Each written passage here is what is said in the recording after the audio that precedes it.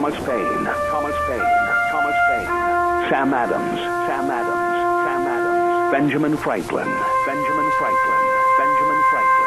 These men spoke up for what they thought was right. From their courage came such documents as the Declaration of Independence and the Constitution of the United States.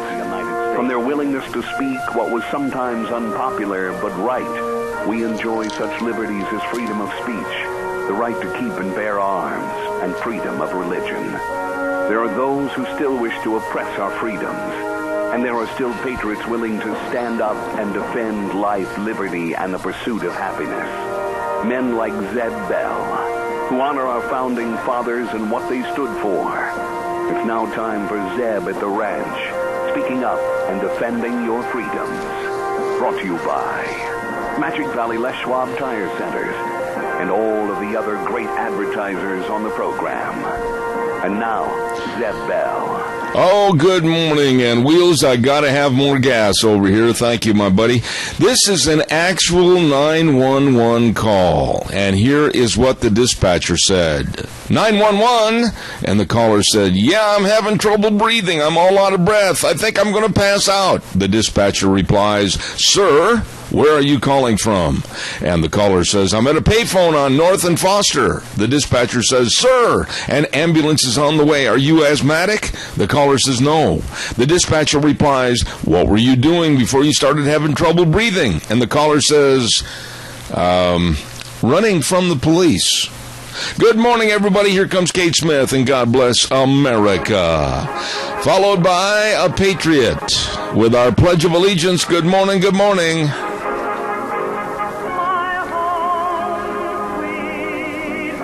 Oh, good morning, and welcome to Zeb at the Ranch. I'm Zeb Bell with our major sponsor, your Magic Valley Les Schwab Tire Centers, all 7 locations serving you, and of course some of our great advertisers, including Western Way Services, always at your disposal. Call, get on the route service today at 734-6969. I do this every year on the first snowfall of the year.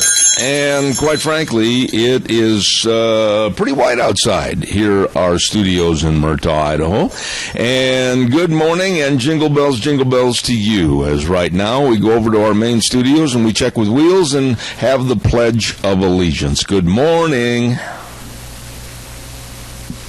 I pledge allegiance to the flag of the United States of America and to the republic for which it stands, one nation, under God, indivisible, with liberty and justice for all. Are you finally getting that snow I was talking to you about earlier? Nope. Oh, well, for heaven's sakes, you live in the Banana Belt. Good morning, and thanks for doing the pledge for us. You too, my friend. All right, God bless. Thank you very much. Yeah, it is, the hayfield out behind me is pretty well covered up. Good morning, snowshine. Hey, everybody, thank you very much. It's time now for the weather, and the weather is, I can't wait to hear this forecast. The weather brought to you by Cheney Flooring and Home Design.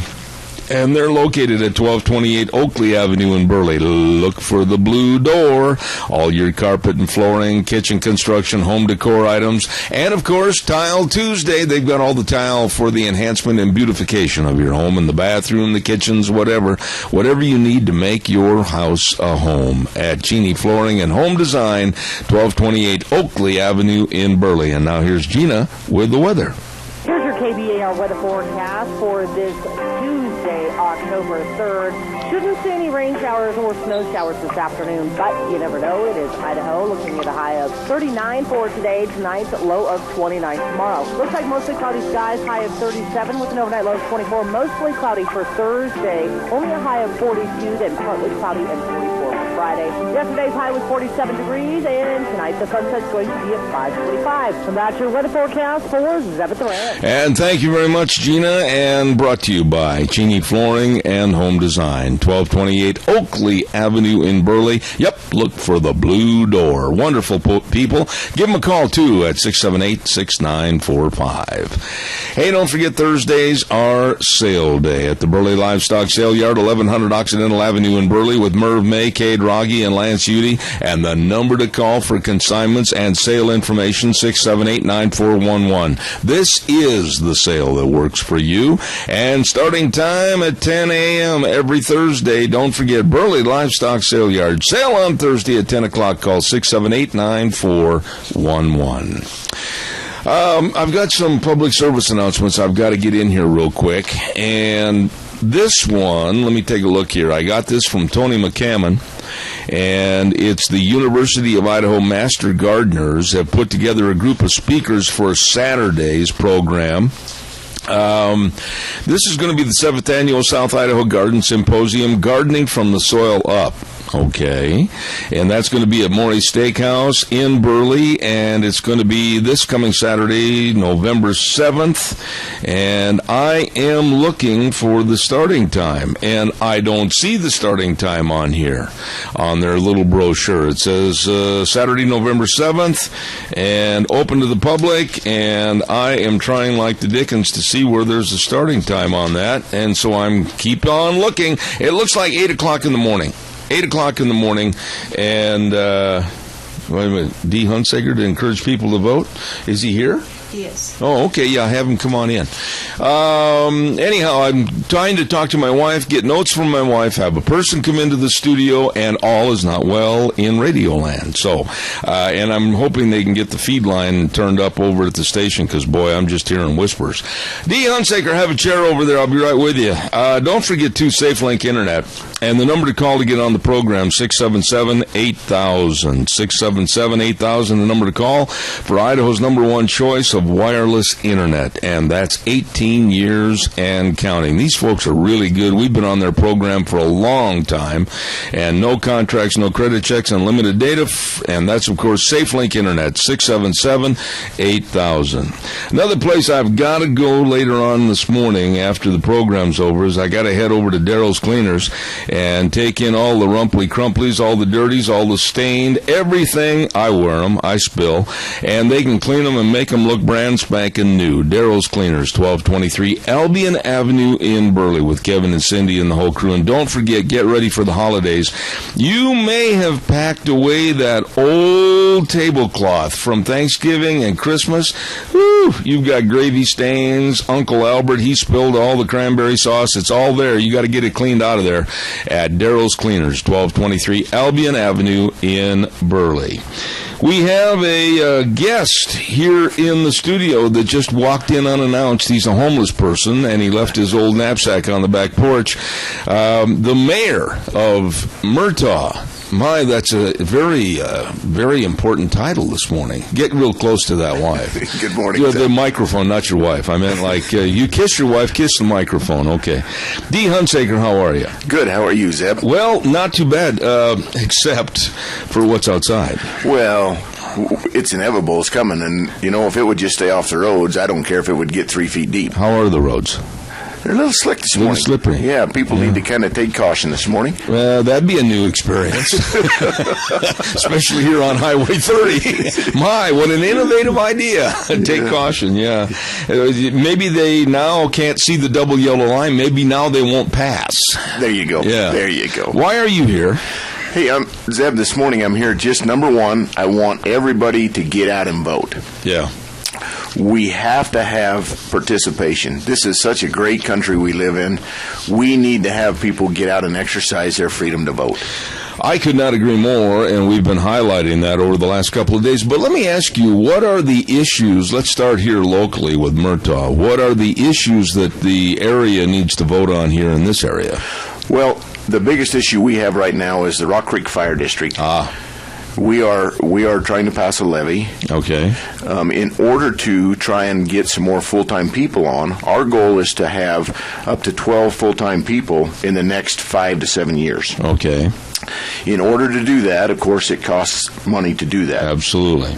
But our growth in our district in the last 5 years has been tremendous.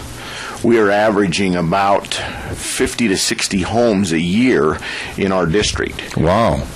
And not only is it fire, but it's EMS as well. Okay. And so in order for us as EMTs and firemen to be able to answer your call, we need your help. So basically, is it going to be kind of a levy or something on taxes to Correct. increase? That is correct. For the Rock Creek Fire District? That is correct. Okay, and I did not know. I got to be honest with you. I've been gone so much in the last couple of weeks. I wasn't sure what the voting was going to be for in this respective area, because normally we don't have anybody, I think, that's really running right now in this area, do we? No. Except for this issue. This is the biggest issue right here. This is the big issue. Yeah. Here at Murtaugh, everybody's running unopposed. Okay. On this one. That's what I thought. Yes, but we really need everybody's help to make this thing work. Absolutely. Some people, of course, have never needed us. Well, that's a good thing. And that is a good thing. Yeah. But by the same token, we don't want them to think that because they've never needed us, they won't need us. Well, you know, especially this time of the year, so much is brought into the house. And like I say, grandpas and grandmas are putting stuff together for the grandkids, and they might leave a glue gun plugged in, and then all of a sudden it overheats the socket, and you've got problems with the fire. It can happen to anybody. And you need to be really fire cognizant. We need to do a whole program sometime on what to watch for, what to do, and what not to do in the house during the fall and winter. That would be a great idea to do that. Yeah, we need to get a couple of you folks from the Rock Creek Fire Department over here and maybe discuss that, because, you know, we need to be fire conscious and safety conscious during the winter. And I've caught myself, and Deanna and I both have made some mistakes that could have been not good. Yeah, we're all busy people. We all have busy lives, and it only takes 1 second to forget something, and the outcome can be bad. So the vote today to help increase the funding for the Rock Creek Fire Department District, is that right? That is correct. Okay. Yes. And there's a lot of people moving into this respective district, and they're all at maybe risk of having a fire, and you're going to be there, of course, with the funding. Correct. And not only that, but medical calls as well. This helps the EMS side just as well, because the people we hire onto this will not only be firemen, but they will be EMTs. Okay. And they'll be able to go answer those calls as well. I think I've used you on occasion. A couple of times. Yeah. I'm one of your best customers. I have a direct dial. No, we'll tell everybody to go vote. Dee, I appreciate that. Now, what else you doing? You're not working in the winter. You take off and go to Tahiti, don't you? No. Oh, really? I must have been given some misinformation then. Yeah. Now, the grandkids, they still over at the house all the time? Oh, yeah. Okay. Yeah. What, 39 of them? Or 18. You have 18? I was kidding on the number, but you got 18? I do. I have 18 grandkids. Love them all. Do you have your family all sit down like for a festive holiday, like Christmas or Thanksgiving or anything? Actually, both. We usually try and have them all there. Both. You're the best thing that ever happened to a grocery store. Holy cow. 18 plus the adults. So what are you talking about sitting at the table? What does that give us? 27? 27. When you say pass the biscuits, it's like throwing for a first down in the Packer game the other night. Holy smokes. That's a big deal. Yeah. What kind of a table do you have set up, or do you have all these little mini tables? Yeah, we have like 8 tables, and we just hook them together. We build on that new room, and that's the reason we built that on, Zeb, was so that we could bring all the family and push the couches out of the way. And now, is your wife letting you sit at the big boys' table, or are you still sitting with the kids? No, I'm the server. You're the server. All right, well, go vote today. I got to pay some bills here, but go vote. And, of course, the Rock Creek Fire District, very, very important. And I'm really glad you stopped in on this. Thank you, Zeb. And, by the way, I got to do this while you're here. Happy Thanksgiving and Merry Christmas. It's not too early now. Thank you very much. Thanks, Ed. All right, buddy. Take care. Ramsey Heating and Electric at 2600 Overland Avenue in Burley. The number to call, 678-0459. They open the doors at 7:30 in the morning till 5 Monday through Friday. And, boy, they've got all your furnace filters to keep your furnace running efficiently and keep you warm. Now, I'm telling you, look outside. Maybe you folks over in the Burley area, like Kiltman just called a little bit ago, no snow. Wheels, get on the air real quick. You got any snow coming down at the studio yet, or is it just rain? No, sir. It's still just rain. Well, shame on you. Okay. But it is snowing here, and it's the ground's covered. Holy buckets, I'll tell you. For all your heating and electrical needs, don't forget Ramsey Heating and Electric at 2600 Overland Avenue in Burley, where they provide, of course, warm winters and cool summers. Really, really nice people. When I talk about nice people, also I want to mention, I'm running a little bit behind this morning, folks, so bear with me. Denny's Restaurant, and they've got their restaurant at 611 Overland in Burley, and then also a brand new one at 291 Pole Line in Twin Falls, and of course the best of breakfast, lunch, and dinner. I love the breakfast. They are fantabulous. And of course, we're going to be calling out the name of the football game that we're going to highlight this week for the Denny's High School Game of the Week, where you can pick the winning team, and the closest to the final score will receive a Grand Slam breakfast. Wow! Denny's Restaurant in Burley, 611 Overland, and in Twin, 291 Pole Line Road in Twin Falls. By the way, Mike Brown, mayor of Rupert, wants to stay the mayor of Rupert and vote today. He's committed to the citizens of Rupert and wants to remain your mayor. He has been 23 years a business owner in the area, 12 years on the Rupert City Council, 4 years served as council president, and for the last 4 years, mayor of Rupert. Vote today for Mike Brown, and this is paid for by the committee to elect Mike Brown, Max Vaughn, treasurer. There you go. All right, now it's your turn. Give me a jingle, 436-2244, 1-866-927-4587. Let me get this straight, please. I'm 68 years old. Maybe something slipped past me a little bit, okay? Let's assume that you are a drug dealer. And let's assume that you have been put in prison, rightfully so, because you are a menace to society. You are a menace to our kids. You are a menace to our culture. But Obama says you get a second chance. And in some of these cases, it's a 9th and a 10th chance. So Obama unlocks the cell and lets you go. You're free, baby. Back to the streets. What are you going to do? Where are you going to... Oh, here's a word they probably don't understand. Where are you going to work? Well, Obama's helping you with that, too. Because now he wants federal employers. Listen to this. He wants federal employers not, underline that word, not to be able to ask or know about your prison record and your drug history. This is completely insane. Obama is saying, oh, no, come on. We're going to give them a second chance. We're going to let them out of prison. They're not going to go back to their drug dealing ways. They're not going to go back to all the problems with their little mafioso style of living. No. We're going to judge them on their qualifications. Hire them. Now, I'm going to stop right there, and I'm going to ask you a question.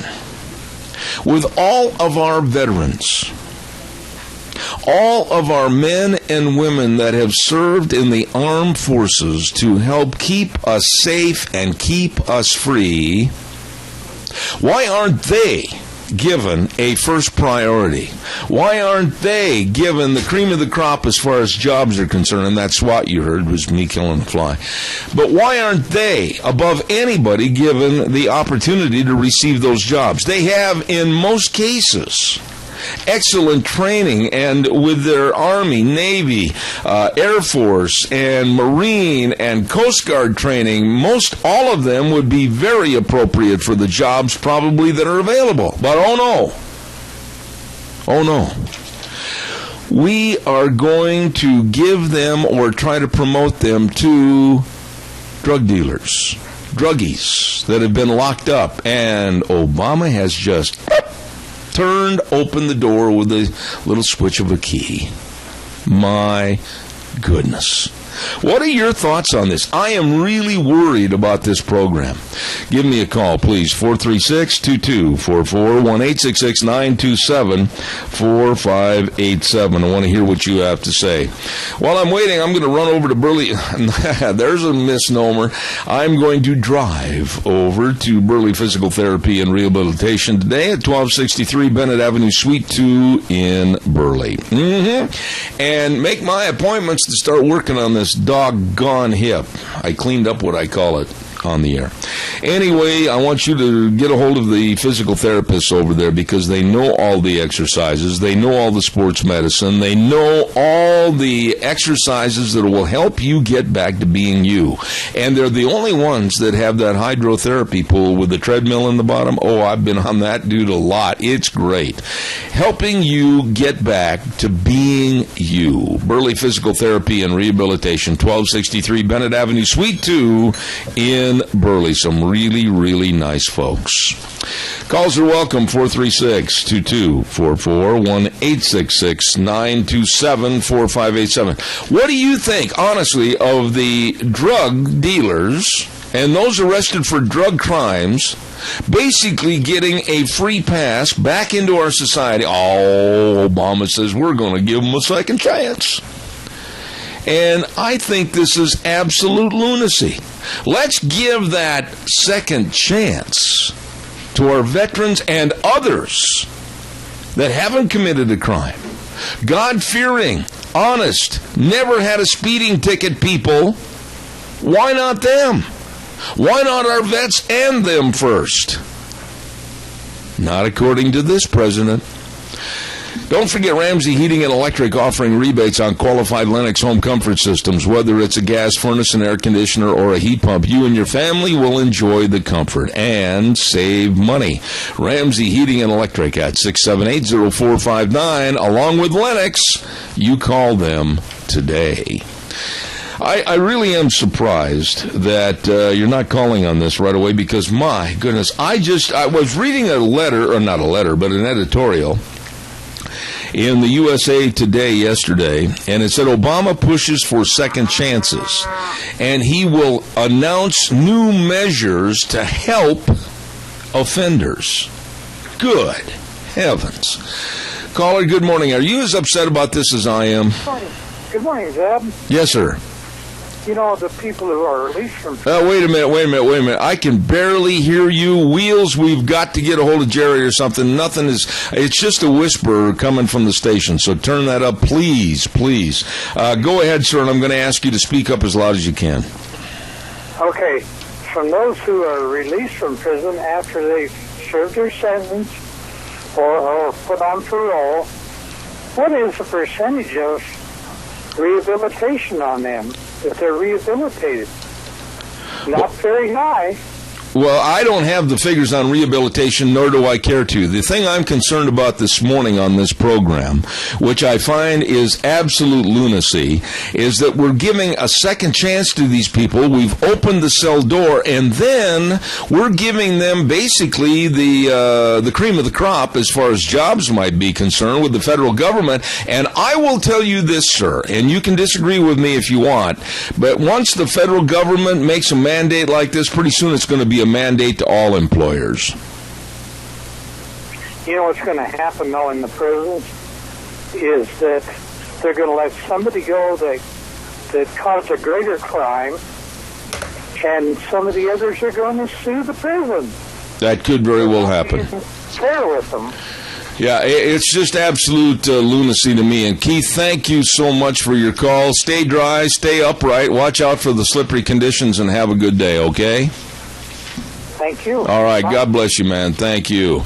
I am having a little trouble hearing over here this morning on the feed line, so bear with me on that. And I'd like to also remind you right now, talking about hearing, don't forget Mount Harrison Audiology and Hearing Aids. And don't anybody say anything because I've done them all I can.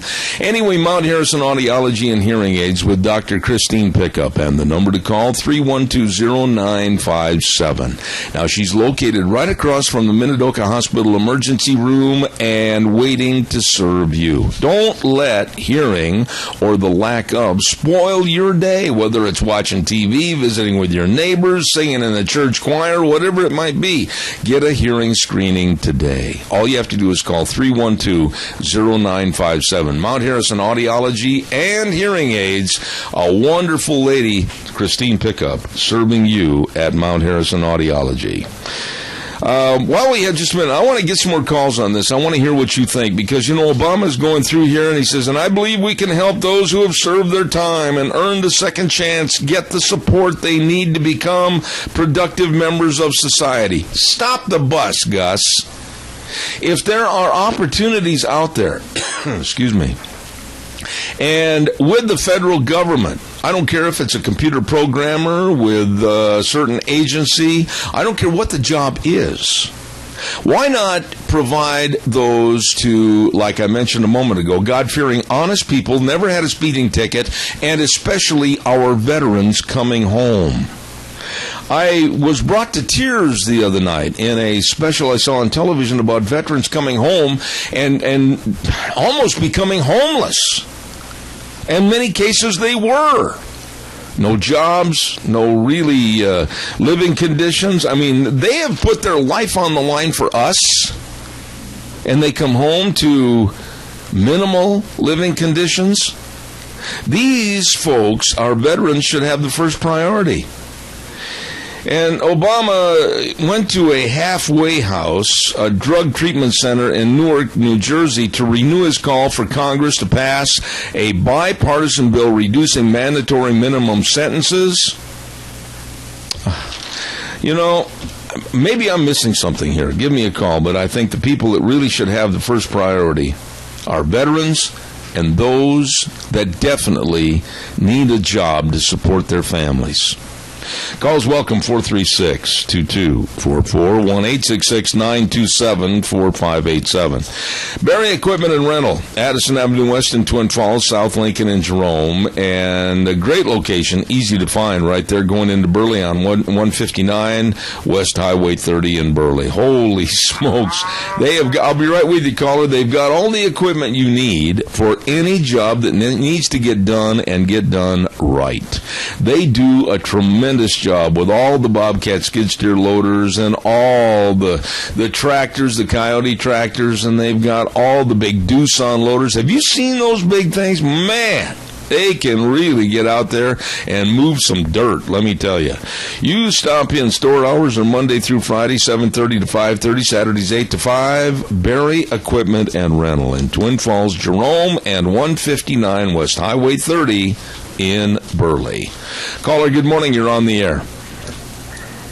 Yes, one of the things about the veterans is that the Veterans Administration is having trouble getting doctors. But the reason they're having trouble finding doctors is because of Obama and Obamacare, and how VA has been so mismanaged that doctors don't want to go there, and then they're blaming this like it's not their fault. The VA, Obama, and you say to yourself, when do you actually take it? You just want to scream. I'm going to repeat myself because it's the same old thing we talk about for the last 6 years. No, I agree with you, and I've talked to a lot of people that use the VA up in Boise, and I'm not going to criticize or slam dunk animosity against all VA hospitals and the way they're run, because in many cases, they're being run efficiently with good people. But across the board, we have heard some horror stories, whether it's in Phoenix, Arizona, whether it's in California, whether it's in Florida, whatever, and the VA absolutely needs a great big cleanup. Not just a little dust off, but a great big cleanup, and people need to be fired and new people need to be hired. And when I talk about somebody like Obama basically getting and giving a get-out-of-jail-free card to people that have been a menace to society, and giving and offering them jobs that should go to other people, especially our vets, aren't you as upset about this as I am? Hey, the prisoners get better health care than our veterans. And this administration is, whatever the reason, for whatever reason they do what they do, they are an abomination. Well, the word abomination... Go ahead. No, I was going to say that's a good analogy. The word abomination also kind of rhymes a little bit with Obama-nation. And quite frankly, I think your choice of words was excellent. This man, and what he's going to try to do, Randy, in the next 443 days that he has left in office, I am really concerned. Many of the people I talked to in Washington, D.C. yesterday said, look out, hold on to your hats, because he's going to go after a climate change. He's going to have the EPA and all of those insidious people with the EPA, like Gina McCarthy, etc. They're going to come after us, and it's going to just take our billfolds, empty them out, and it's going to cost... Electricity could go up easily, 25-30%. One more thing, and then I'll hang up. Speaking of the EPA, there was a farmer up in western Washington, and he had a pond on his land. He owns it. And he took the pasture land and put in a berry farm. And he is being, literally, the EPA has fined him $210,000, okay? He died. His wife... Maybe she doesn't know any better, I don't know. But she's agreed to pay that fine. And these dirty, you know what? It's just, I don't know when we're going to get some help from our fellow man here, but we got to put an end to this. Well, that story's no different than Andy Johnson over in Wyoming when he built that pond for not only his family and his own stock, but also for the wildlife. And it was approved by the state of Wyoming, had all the approvals. I've had everybody on the air, all the lawyers. I've had Andy on the air personally, and he thought he had done everything all right. And the EPA, for some reason, thought they'd come in and play Gestapo, and they were fining him $75,000 a day, I believe it was, and he had to take it all the way to the Supreme Court. I mean, this is just nothing more than Nazi Germany when it comes to the EPA trying to run lord over us. I know. It's just this administration and their attitude, and I hope that the new Speaker, Ryan, has got some, you know what? I'm questioning that. All right, Randy, I got to run. Thank you, buddy. I appreciate it. You know, I'm a lot of lip service with Paul Ryan. I don't know whether his tough attitude, I'm the new sheriff in town, and I'm Matt Dillon and Wyatt Earp all rolled into one.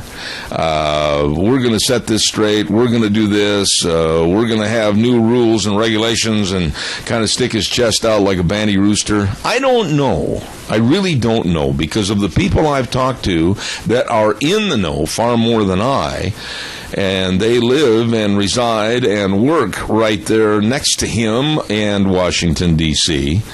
They're a little bit skeptical of Paul Ryan.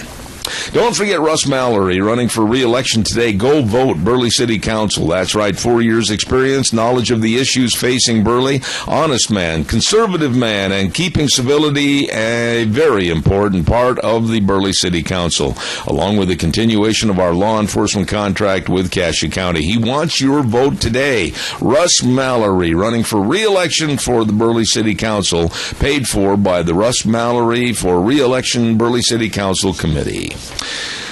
Oh, today's the big day. Everybody get out and vote. Get out and vote. And don't forget, a couple of weeks ago, my lovely bride set up this wonderful deal with the Minidoka Memorial Hospital to come on my program. And I just want to say thanks to Joel Rogers and everybody else over there. Wow, I have thoroughly enjoyed the interviews and everything else with them, and we've got many more to come.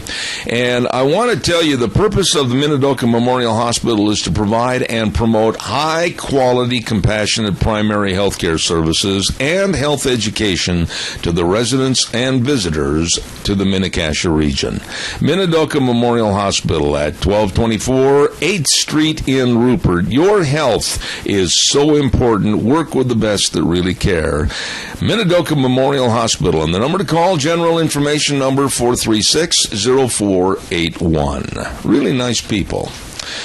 All right, give me a call. 436-2244, 1-866-927-4587. Caller, good morning. You're on the air. Yes, good morning, Deb. Hello, Tony. Yeah, I want to know how you feel about this thing. On this voting, I want to know who's conservative and who is liberal. And so far, the candidates, I don't know where they're going. I don't know where they're headed. I don't know what their deals are. Well, wait a minute. Are you talking about conservative or liberal? Are you talking about the candidates that are standing up at the GOP platform podiums, or who are you referring to? No, on the local elections week. I think there needs to be much more explanation as to questions, answers, little short. How do you feel about this? Well, I feel this way. I think there needs to be more explanation as to where people stand, how they feel, how they are going to vote in certain circumstances, and like you said, conservative or liberal. I agree with you, Tony. There needs to be much more information brought out for the voting public. We've got some people running now that are new. I don't know who they are. Uh-huh. And I don't want any more liberals in here, because the next thing you know, this will turn out to be a liberal city. Tony, don't look over your shoulder because it's already there. I know it. All right, my friend. Hey, I always appreciate your call, my friend. And I am having a little trouble hearing this morning, so if I didn't hear everything you said, I apologize. And God's blessings to you. Appreciate it. Thank you. Not too good. All right, buddy. Thanks. Okay. Calls welcome, 436-2244, 1-866-927-4587. Give me a jingle. I want to talk a little bit more about this, basically second chances. I just do not understand Obama and what he's doing right now, and we haven't seen anything yet. It's going to get a lot worse. And people that are in the know, I've talked to many, many Republican think tanks on the East Coast, and they honestly have told me, they said, watch out. He basically warned us that with his pen and his phone, and now with our money, a lot of things are going to be taken care of in his favor. Whether it's climate change, which is absolutely ridiculous. By the way, on climate change, I got to tell you this. We may now have the EPA leading the global fight against, are you ready for this? Our air conditioners. I'm not kidding. I got a note from the Daily Caller, Tucker Carlson and the rest of them back in Washington, and I really do appreciate this little note they sent me. EPA Chief Gina McCarthy wants the world to stop using certain hydrofluorocarbons, HFCs, in air conditioners, and she is convinced by doing so, along with President Barack Obama, they will fight global warming. Yep. And so they're saying that they're going to stop using these, and they're going to change everything, and manufacturers are going to have to change what they use, if anything, for air conditioners, and it's going to cost you and I a bunch. That's right. And McCarthy hopes such pledges to stop using this will convince the rest of the world the U.S. is serious about tackling global warming. Now, this is what's interesting. The left, for a long time, leading up till like even today, was trying to get away from saying global warming because, quite frankly, anybody that understands what's going on in our universe, the Earth has been cooling for a minimum of 17 years.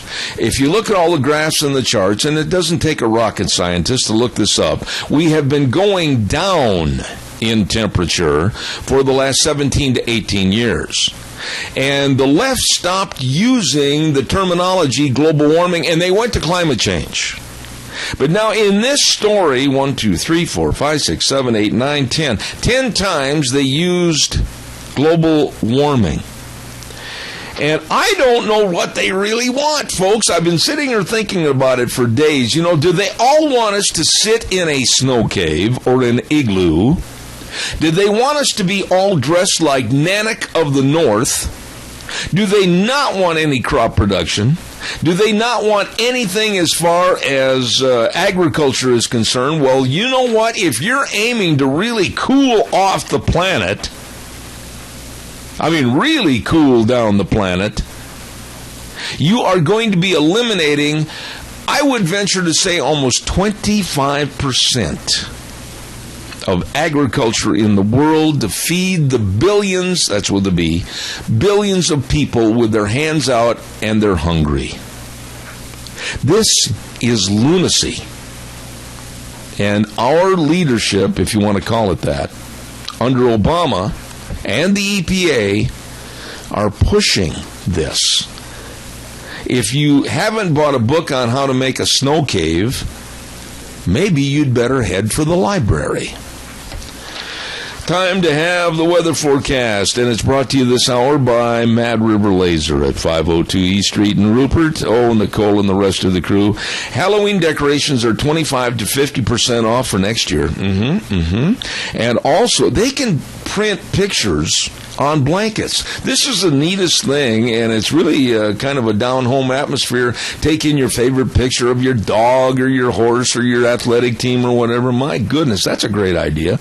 And it's time for all the end-of-the-year awards, too, and they make all those at Mad River Laser, 502 East Street in Rupert. You stop over and see them today. And now here's Gina with the weather. Here's your KBAR weather forecast for this Tuesday, October 3rd. Shouldn't see any rain showers or snow showers this afternoon, but you never know. It is Idaho, looking at a high of 39 for today. Tonight's low of 29 tomorrow. Looks like mostly cloudy skies, high of 37 with an overnight low of 24. Mostly cloudy for Thursday, only a high of 42, then partly cloudy and 44 for Friday. Yesterday's high was 47 degrees, and tonight the sunset's going to be at 5:45. And that's your weather forecast for Zebeth Ray. Thank you very much. Brought to you by Mad River Laser, 502 East Street in Rupert, bringing you the weather this hour. Thank you. Calls welcome, 436-2244, 1-866-927-4587. By the way, re-elect Mike Brown as Rupert City Mayor. Mike stands up and believes in our veterans and our community. Mike was instrumental in getting the flag at half-staff on the Idaho Roll Call Monument. Let's keep moving forward. Re-elect Rupert City Mayor Mike Brown as mayor because Mike cares. Paid for by citizens George and Donna Mass. Thank you very much. We're being led by the nose. We're being led by the nose by the liberals, and now the EPA vowing to lead the global fight against air conditioning units. And Gina McCarthy wrote this little note. She said, by fighting these different refrigeration, air conditioning, foam, and other products that they, the EPA, deem might be aiding and abetting global warming, she said, it would set the stage for an ambitious and durable global climate agreement in December. That's coming up next month, folks, and it's going to be really scary, when nearly all the nations on Earth will come together in Paris to advance an unprecedented opportunity to protect our planet. These people think they are God, and they're not. They're the furthest thing from Him. Be very scary. Be very wary, and watch out what's going to happen with that meeting in Paris coming up in December. It's going to affect all of us, and not in a good way. Calls are welcome, 436-2244, 1-866-927-4587. Once again, vote today in your respective areas for people that you trust and situations and circumstances that need your vote. Get out and vote today. By the way, in the latest, and I'm starting to not believe in all these different polls. Everybody's got a poll, whether it's the NBC poll, whether it's the Fox News poll, whether it's the Quinnipiac poll, whatever. It doesn't make any difference. Everybody's got a poll. Well, in the latest NBC poll, they show Dr. Ben Carson has taken the lead over Donald Trump. And the percentage numbers in the poll, Carson 29%, Trump 23%, and then it goes on down the line, Rubio, etc., and Bush down there around 7 or 6%. And I noticed yesterday some of the networks were making a big push for the new concept of Jeb Bush's campaign, Jeb Can Fix It.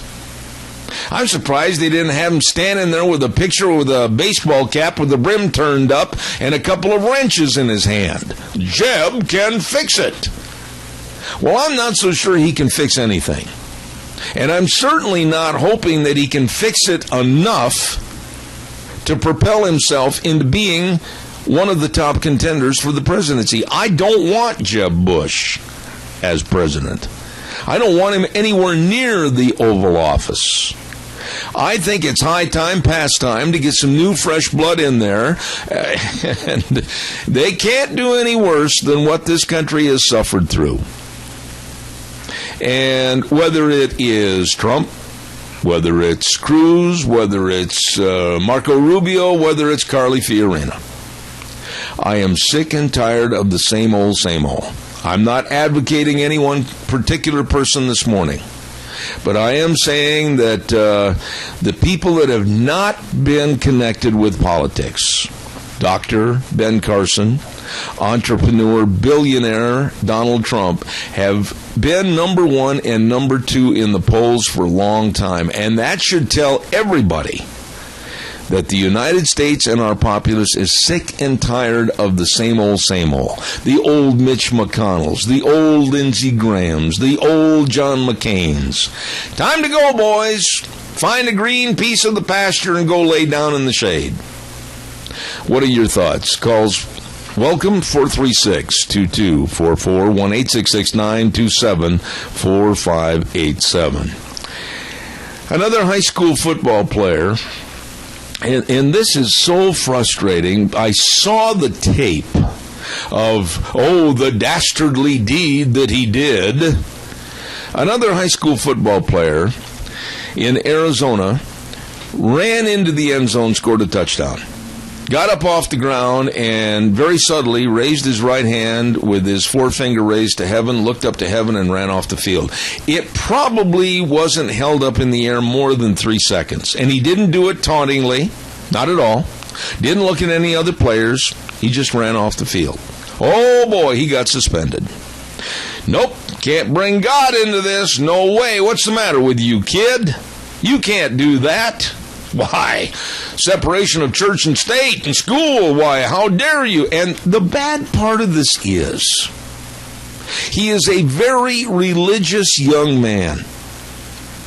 I saw an interview with him, and he gives the glory for his ability to God.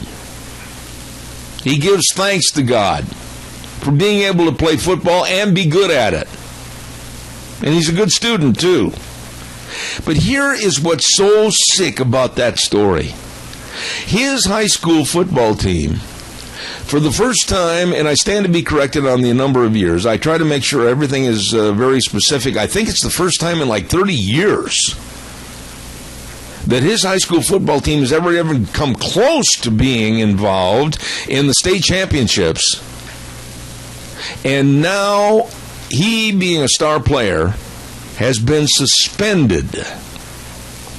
He's been ruled ineligible to play because after scoring a touchdown, he raised his right hand, ran off the field, and they said, can't do that. Separation of church and state, and that's also taunting. Taunting? Caller, quickly, good morning, you're on the air. Separation of church and state does not mean no church, no faith, no religion. Well, you and I know that, Chris. Political correctness is out of hand. You know, and honestly, here's what my thought was this morning. If you're going to suspend the top player, for doing that. Honestly, if I were the coach, I'd have told every one of my members on my team to raise their right hand with the forefinger in the air and supported that kid. I am so sick and tired of the way this thing is going. If you're a Christian, if you believe in God, if you believe in Jesus Christ as your Savior, if you show that or be an example to the public, everybody's going to come down on you like a cat to a plate of milk, and I'm sick of it. I am too, and I think that it's getting to the point that it's almost making people afraid to show their belief in God. And what has made this country as great as it is? The people who believed in God and took great risk to do great things. There's no question there is an assault on human beings that believe in their Creator and all the blessings that God has given us. And I, for one, I've been threatened. They say, oh, don't do that anymore. Don't say God bless. And then they say at the beginning, don't play God bless America. And don't say you're praying for somebody. I'm never going to change until somebody comes in and pulls the plug, Chris. It ain't going to change. If all of the people who were saying don't, if they would look into their soul and see if they don't say, oh, God, help me, when they're having problems. Let's get honest. All right. We all rely on God, especially when we're really in a pickle.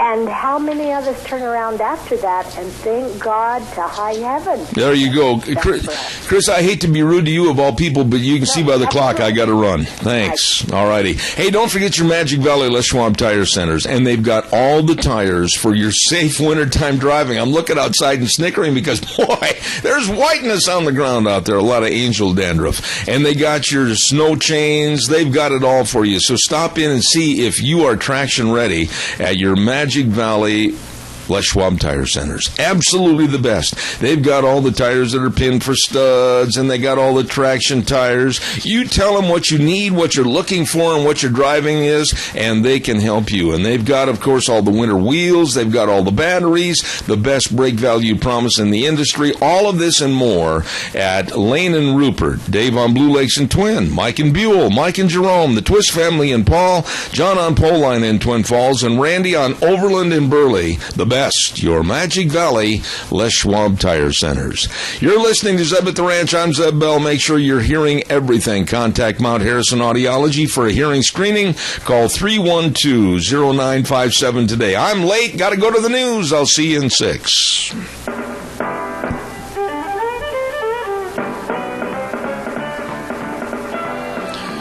Oh, welcome back, Zeb at the Ranch. I'm Zeb Bell with our major sponsor, and that's, of course, your Magic Valley Les Schwab Tire Centers. All 7 locations really serving you, along with some of our great advertisers like Western Waste Services. From the canyons of the Snake River and all across southern Idaho, we're always at your disposal. Western Waste Services, we care about our community, our resources, and this great land. Western Waste Services is lending a hand, always at your disposal.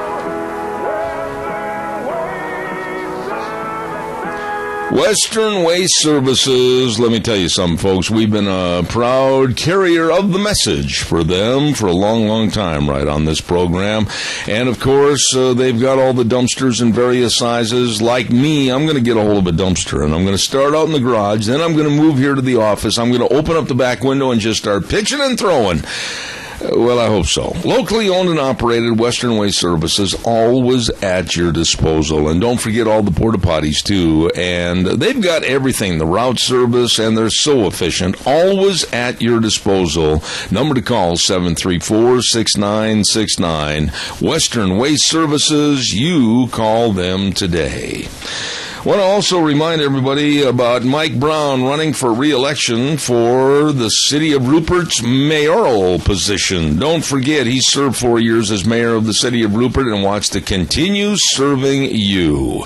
He's been 8 years on the Rupert Police Reserves, 12 years on the Rupert City Council, 4 years served as council president. This man is committed to serving you, the citizens of Rupert. So when you go to the polls today, don't forget to vote for Mike Brown for mayor, paid for by the committee to elect Mike Brown, Max Vaughn, treasurer. Thank you very much. One final thought here before we go to our guest. I want to remind you that I believe it's tomorrow we're going to have a representative from Hanson Mortuary on our program and talking about pre-planning of funerals. And we all need to sit down and talk about that, take care of it, because it helps alleviate a lot of the stress and worry for our family. Well, Joel Heward, manager of Hanson Mortuary, says, hey, all you have to do to find out more information is call us at 436-5636. You know, when there's the passing of a loved one, they are always there to serve you with the highest ethical standards with unquestioned integrity. Wonderful people serving you.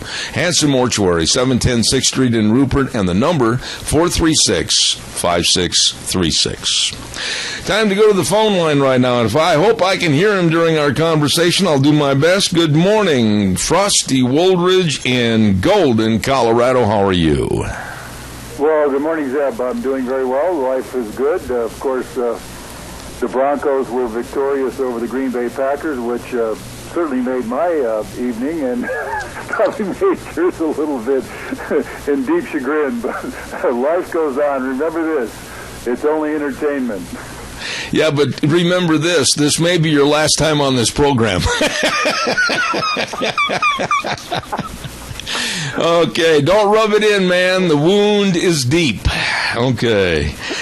Hey, I want to get right to the seriousness of the situation, and I want to applaud you and commend you for your vast knowledge on really what's going on with illegal aliens in this country. Frosty, the mindset of what's going on with these sanctuary cities, you've got to help me a little bit, because I listened to a father this morning on the air early talking about his son being shot and killed in San Francisco, quite frankly, almost the same circumstances as the Kate Steinle case.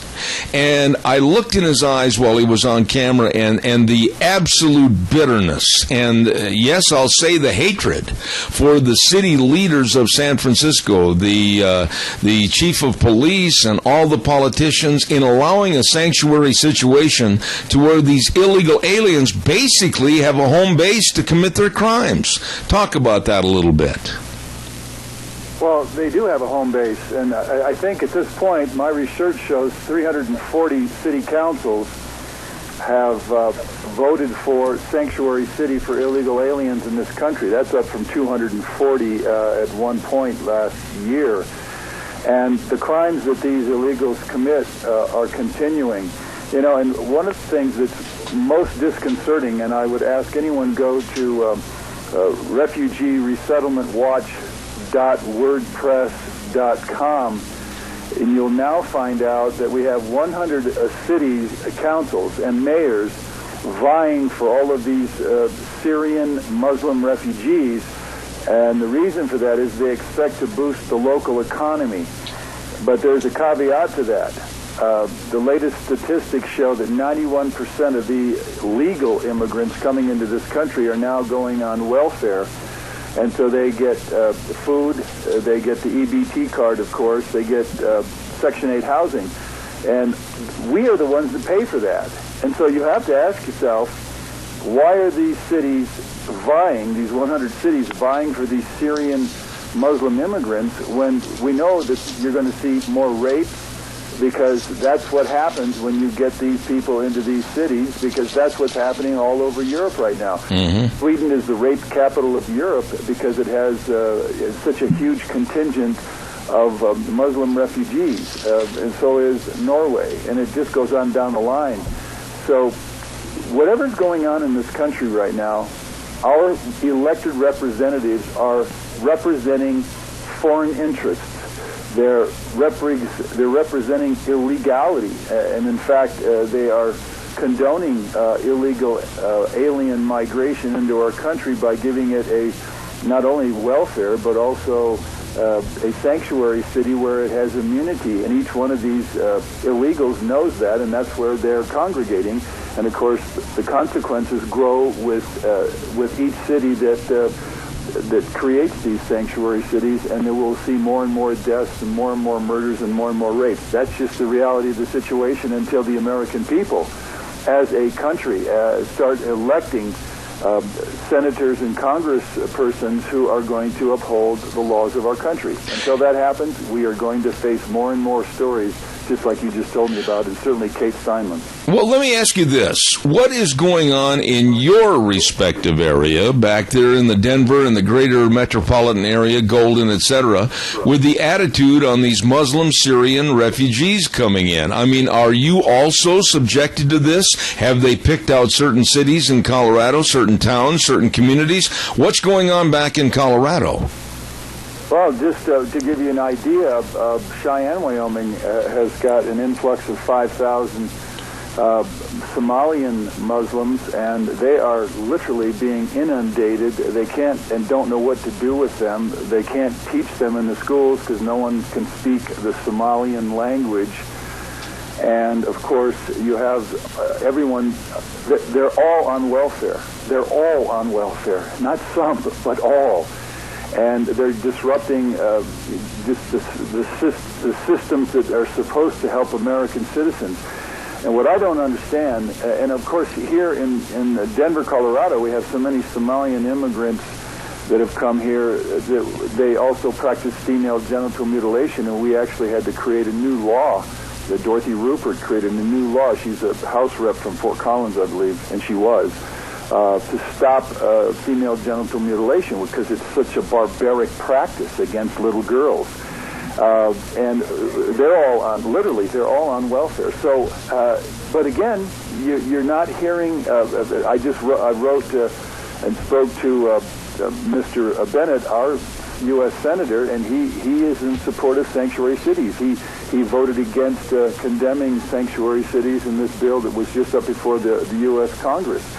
So all I can say is as long as people don't stand up and speak out and start marching and doing something, and certainly voting these people out of office and put somebody in that says they're going to do something like a Donald Trump, we're going to get the same old thing happening to us and the same old consequences. And I don't see I don't see anything changing it, because you and I have been talking about this for well over 10 years, and I know I've been going at it for 20 years, and nothing has changed. Illegal immigration continues into this country.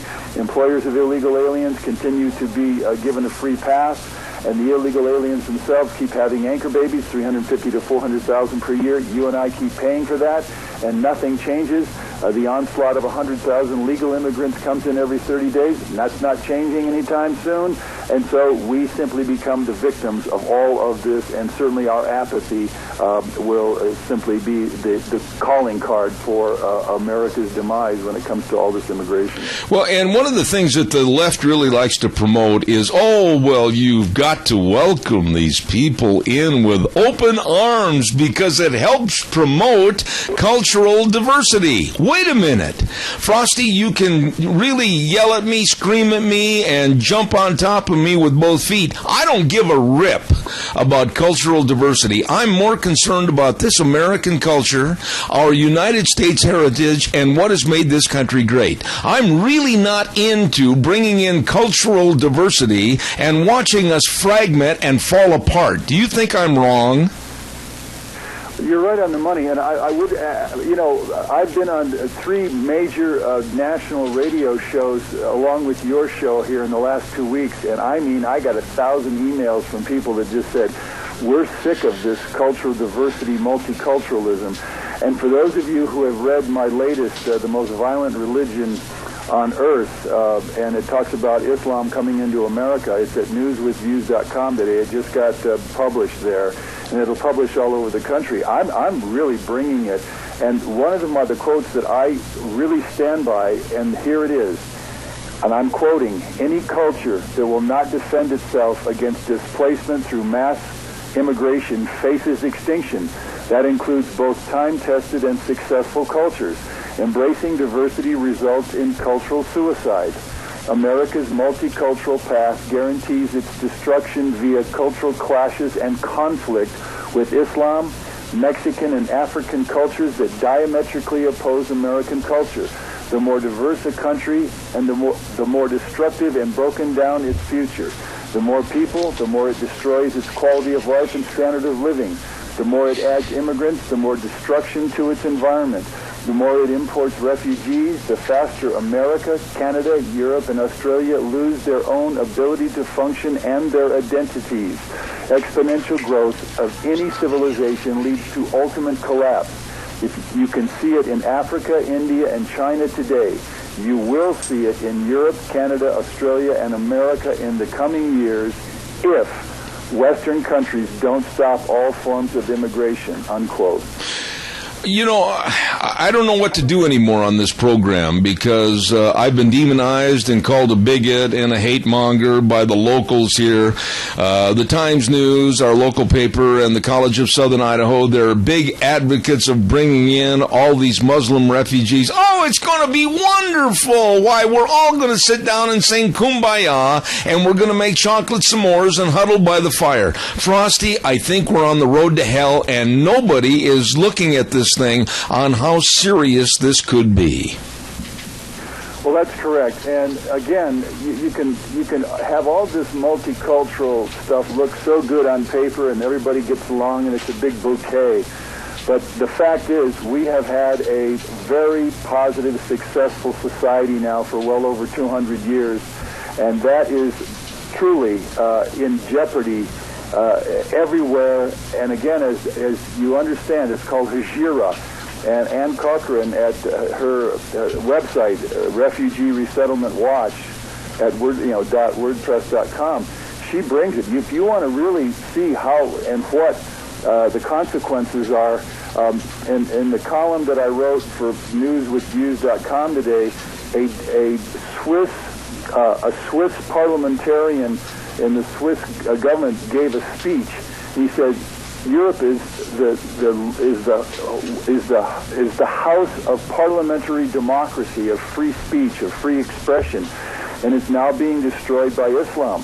So all those people standing in the ivory towers of academia there in Idaho and across this country, they aren't dealing with reality.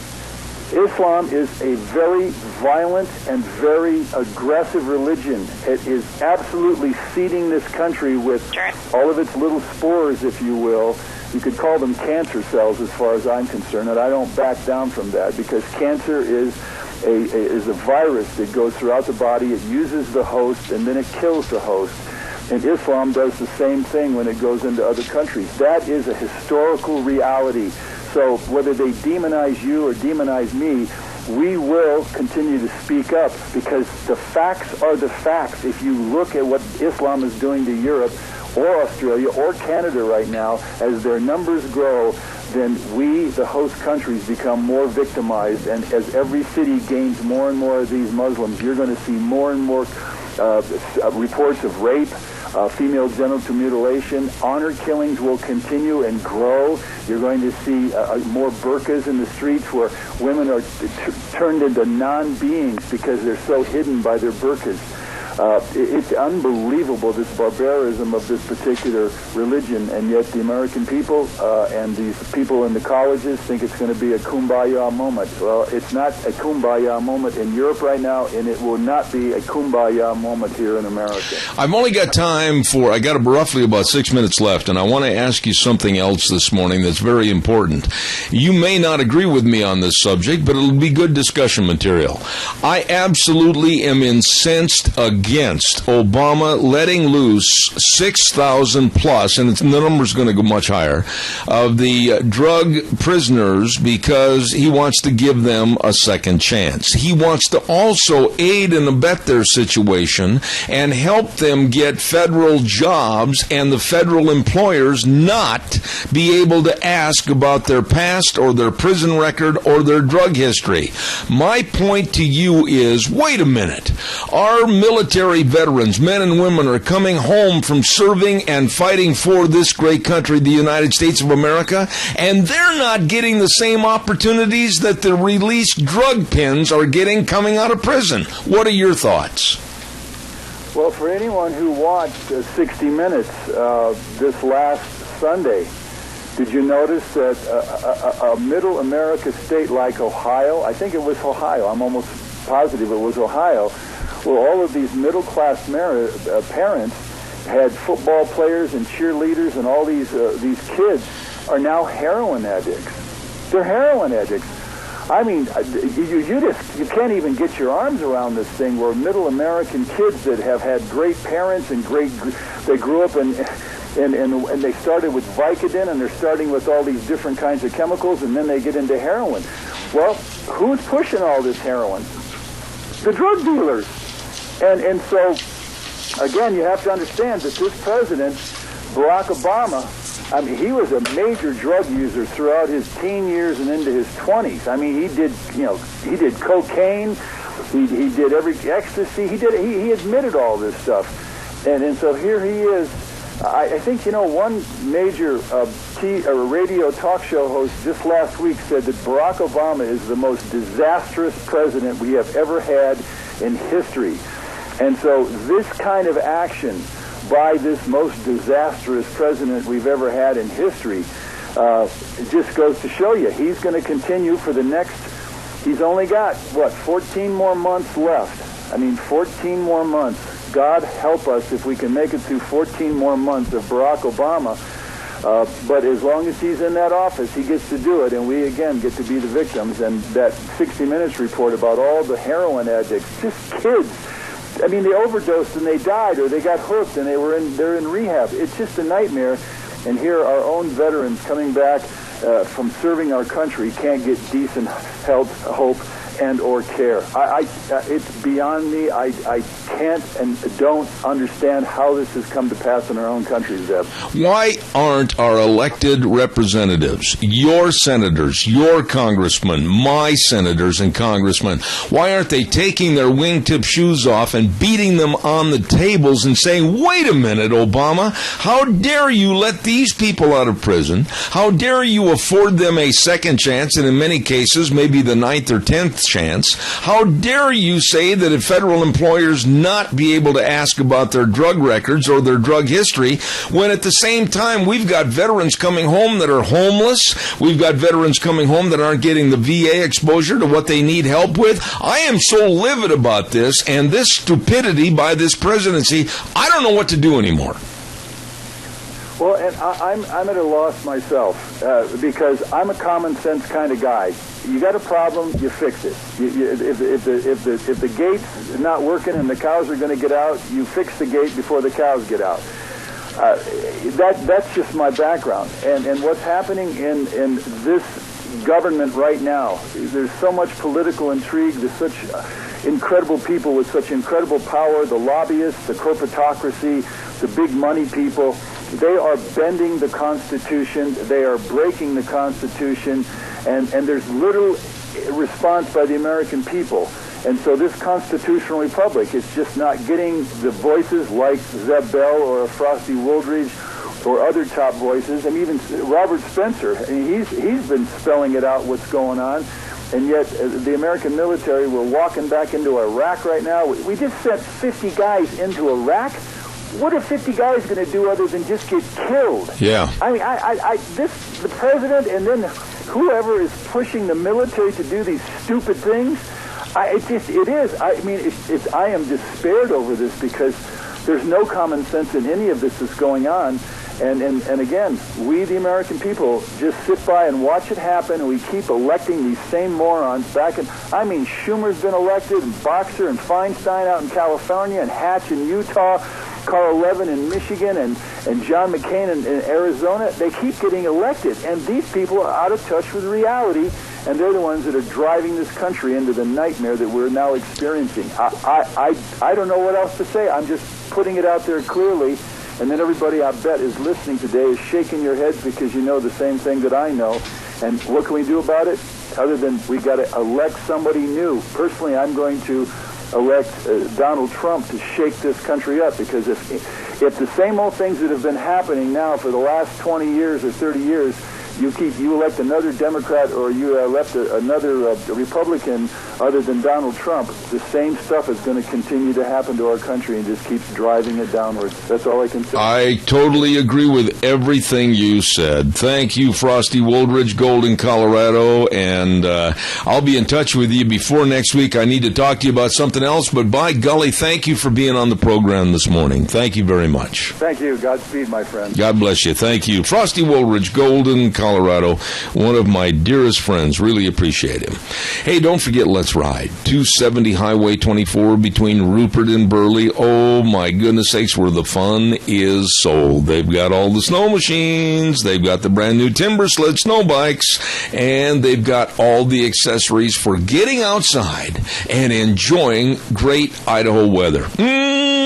Absolutely. And along with all the accessories, they've got a great service department, too. And financing available for most all their products over there. Let's ride. 270 Highway 24 between Rupert and Hayburn. It's true. That is where the fun is sold. You stop in and see those really good people today. By the way, I also want to say thank you to Snake River Auto Body and Paint, and I am so fortunate. I mean this. This is a testimonial from me. I'm very, very fussy about my vehicles, and if they get a little ding or a scratch or something like that, I try to get it repaired immediately. Well, we had a case where a certain individual decided that they wanted to put a big dent in the side of my pickup, and they did. Well, that didn't bode well for me and my temper, so I got a hold of Snake River Auto Body and Paint, and believe me, they fixed it. It looks phenomenal. Customer service extraordinaire, great quality workmanship. I am really high on their satisfaction guaranteed. Yep, I am. Snake River Auto Body and Paint. Number to call, 734-5790. They're located at 404 4th Avenue West in Twin Falls, and I highly recommend them. Open 7 in the morning to 6 p.m. During the week, 8 to 1 on Saturdays. Snake River Auto Body and Paint. Absolutely the best. We're going to be going to the phone line in just a moment. I've got another guest waiting in the wings, but before we do, I also want to remind you that if you're over there on Highway 24 between Rupert and everywhere, stop in to Cameron and Siemens Insurance and check out the life insurance coverage, health insurance coverage, retirement planning, and employee benefits. You know, we always have a tendency, and I'm guilty like you are, of putting insurance on the back burner. Kind of say, well, I'll do it next week. Well, I'll do it the week after that. Don't do that. Please give them a call at 436-4424 and let them serve you. Very accessible and devoted to helping you. Cameron and Siemens Insurance, Highway 24 in Rupert. Number to call for an appointment, 436-4424. You give them a call today. By the way, too, don't forget Ramsey Heating and Electric along with Lennox. They can save you money on rebates on qualified Lennox home comfort systems, whether it's a gas furnace, an air conditioner, or a heat pump. Let me try that again. Heat pump, you and your family will enjoy the comfort. Absolutely. Number to call, 678-0459. Ramsey Heating and Electric and Lennox, saving you money. You get a hold of them today. Let's go to the phone lines right now, and I've got my next guest ready to go. And he is the D.C. Center Executive Director for the Pacific Legal Foundation. And we say good morning to Todd Gassiano. Good morning, Todd. How are you?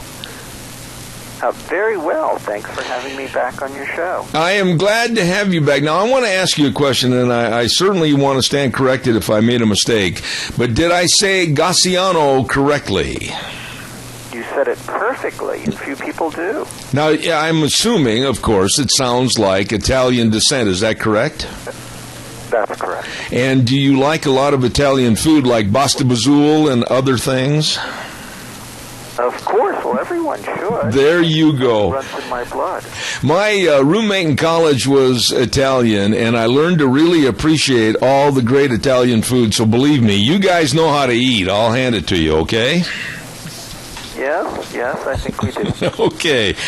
You know, I got to ask you, Todd, that the EPA and its regulations and its absolute power-hungry structure of taking over every aspect of our lives, it's getting worse. I had a story on the air this morning that they're going to try to regulate and or stop the use of certain air conditioning units. And now we're seeing that America is under the thumb of the EPA. What are your thoughts about the climate change and the EPA and Obama over the next 443 days? What have we got looked forward to? Well, it's the nature, I'll make two observations. First of all, it's the nature of all bureaucracies and government officials to want to expand their power. But EPA is by far the worst in how much of the lives they want to take over. And so much so, of course, that federal courts are enjoining them left and right, and quite frankly, and our foundation, the Pacific Legal Foundation, is taking them to the Supreme Court and won in the Supreme Court. But given how deferential the courts normally are to them, unnaturally deferential, I should add, it's pretty remarkable that the courts are having to enjoin them and stop them even prematurely. This so-called clean power plan, which is really a clean power grab, is one of the worst examples. It is a first step and a first very expensive, outrageous job-killing step that could justify their controlling anything in the country. Todd, as I look at this Clean Power Act and I look at the shutdown of power plants, I look at the loss of coal and abundancy of coal that God has blessed this nation with, and we're not going to be able to use it. We're not going to be able to create jobs. We're not going to be able to create better living conditions for this country. And the EPA just basically going along and black stamping anything they don't like. The American public is going to pay for this and pay for this dearly, to the point where we could turn into a third world nation. Is that correct? Well, our living standards will certainly decline, and let me try to explain to your listeners a couple of effects. First of all, of course, it will put people immediately out of work in the shuttered power plants, but it's likely to raise electric power rates for all manufacturers, businesses, and consumers by between 10 to 20%, depending on the state. And that's just to start with, of course. They would ratchet it up more. That's bad enough, but what's worse is the administration says that this will help it negotiate worldwide, climate reductions. It'll have the exact opposite effect. China and India, which are surpassing Americans, carbon reductions by many-fold, would have a comparative advantage in a reason not to agree to greenhouse gas reductions if we lock these into place, because they know that would give a special edge to their manufacturing. And so the job-sucking loss that would go to China, Asia, and other countries will just accelerate. And so over many years, this will have a very dramatic effect on our economy, as you suggest. Todd, I want to state up front that I have never been a believer in global warming. I have never been a believer in their changed verse called climate change. I believe that God's got his hand on the thermostat and not mankind. We have been in a cooling trend with the Earth's temperatures for the last 17 to 19 years, and it looks like it's going to get a lot chillier. Our agricultural programs all flourish when we have warmer climes and warmer temperatures. Why? Why is this administration, and for that matter, the coercing of other world leaders, why is it so important for them to really go out and promote climate change? Well, it's a religion for them, and in part it's a religion because they just want to believe in something. But more importantly, it's a religion that allows them to control our lives. So I think that's the reason. As far as whether we're really warming or not, our foundation doesn't take a position on that. I think certainly the Earth is much more resilient and impervious. But more importantly, I like warming. The real issue isn't is it warming by some infinitesimal amount or not. But is it worth crippling our economy, impoverishing people, which we know kills? There's a certain number of people who are killed every time you make fresh fruits and other things more expensive. Is it worth doing anything about? And since I personally like warming, I think the answer to that is what the administration is doing is certainly not worth it. And secondly, that's up to Congress. What the administration is doing was rejected by Congress, and Congress ought to push back forcefully if the courts don't do it by themselves. Is there any power that you see, and you're back and rubbing elbows with these people every day, senators and congressmen, etc., where is the John Wayne attitude? Where are the people that are standing up for their constituents? Where are the people that are standing up and really concerned about job loss in our economy? Where are they? Well, in this case, I think we do have some more action by Mitch McConnell. Kentucky is a coal state, and it will be crippled, and he is pushing. It's called resolutions of disapproval under the Congressional Review Act, which I actually helped draft for a member of Congress, Dave McIntosh, back 20-some years ago. And President may veto that, but then I hope the appropriators put right. Oh, we lost Todd, and I don't know what happened to the phones. Wheels, try to get him right back if you can right away. I'll do a commercial break real quick, and then hopefully we can get him back on the air. And let me know immediately when you reestablish that phone call. It cut off. Red's Trading Post, don't forget 203 5th Avenue South in Twin Falls with Ryan Horsley and his staff. All the firearms that you could possibly be looking for, from Browning, Beretta, Weatherby, Ruger, Benelli, Smith & Wesson, and Winchester, and all the ammo and accessories. These folks absolutely have been in Old Town Twin Falls since 1936, and they're there to serve you right now today. Red's Trading Post, 203 5th Avenue South in Twin Falls. Wheels, did you get him back on the air? Yes, I'm going to put him through, sir. All right, thank you very much. Phone lines, and I might tell Todd that we've been suffering with a little bit of overcast conditions and a lot of snow falling here in this area this morning, and possibly the phone lines have been disrupted. Todd, you were just talking... Well, I'm back and happy to be so. I'm sorry about your snow. I wish you had more global warming. So do I, sir. Thank you. I believe in that entirely. You were just telling us about a bill that you had helped craft in Washington, D.C., and I'd like you to finish that thought, if you would, please. The Congressional Review Act allows Congress expedited procedures to disapprove of rules. So they're going through a process, and Mitch McConnell is, active on this, given the impact in Kentucky. Now, Obama would probably veto that, but then that would hopefully reinforce Congress to pass riders blocking funding of these rules on must-pass pieces of appropriation language. The liberals would say they're shutting down the government, but of course they're just shutting down these particular rules. That's a fight I think worth fighting about. But so I think we need all of the above strategy to stop these. We need people protesting. We need Congress trying to do its part, and we need my foundation and others going to court. In many states, I should say, I think it's at least 26 states, have already gone to court to try to block these rules.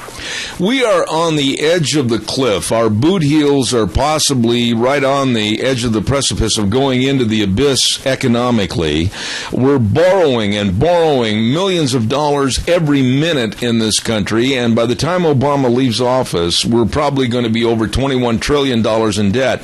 Why would any administration want to adhere to a not cost-effective way of trying to generate power? We are not looking at least for another 40 to 50 years of having where green energy could even be close to a turn-on source of power. Why? I don't understand why they want to put us back in the dark ages. Well, as I surmise, it's a religion with them. There is no cost too high if they have, forsaken real religion and they've adopted this environmental religion. But more importantly, they really think that you can continue to soak the producers. And, in the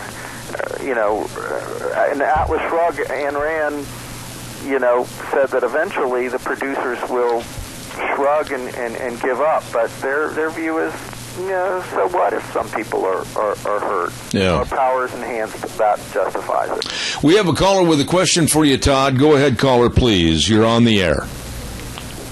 Yes, every load of coal that doesn't go to a power plant in America goes to China, where they're building coal-fired power plants, if I'm not mistaken, as fast as they can. And so this thing that China cares about, global warming, is laughable, and the Obama administration knows it.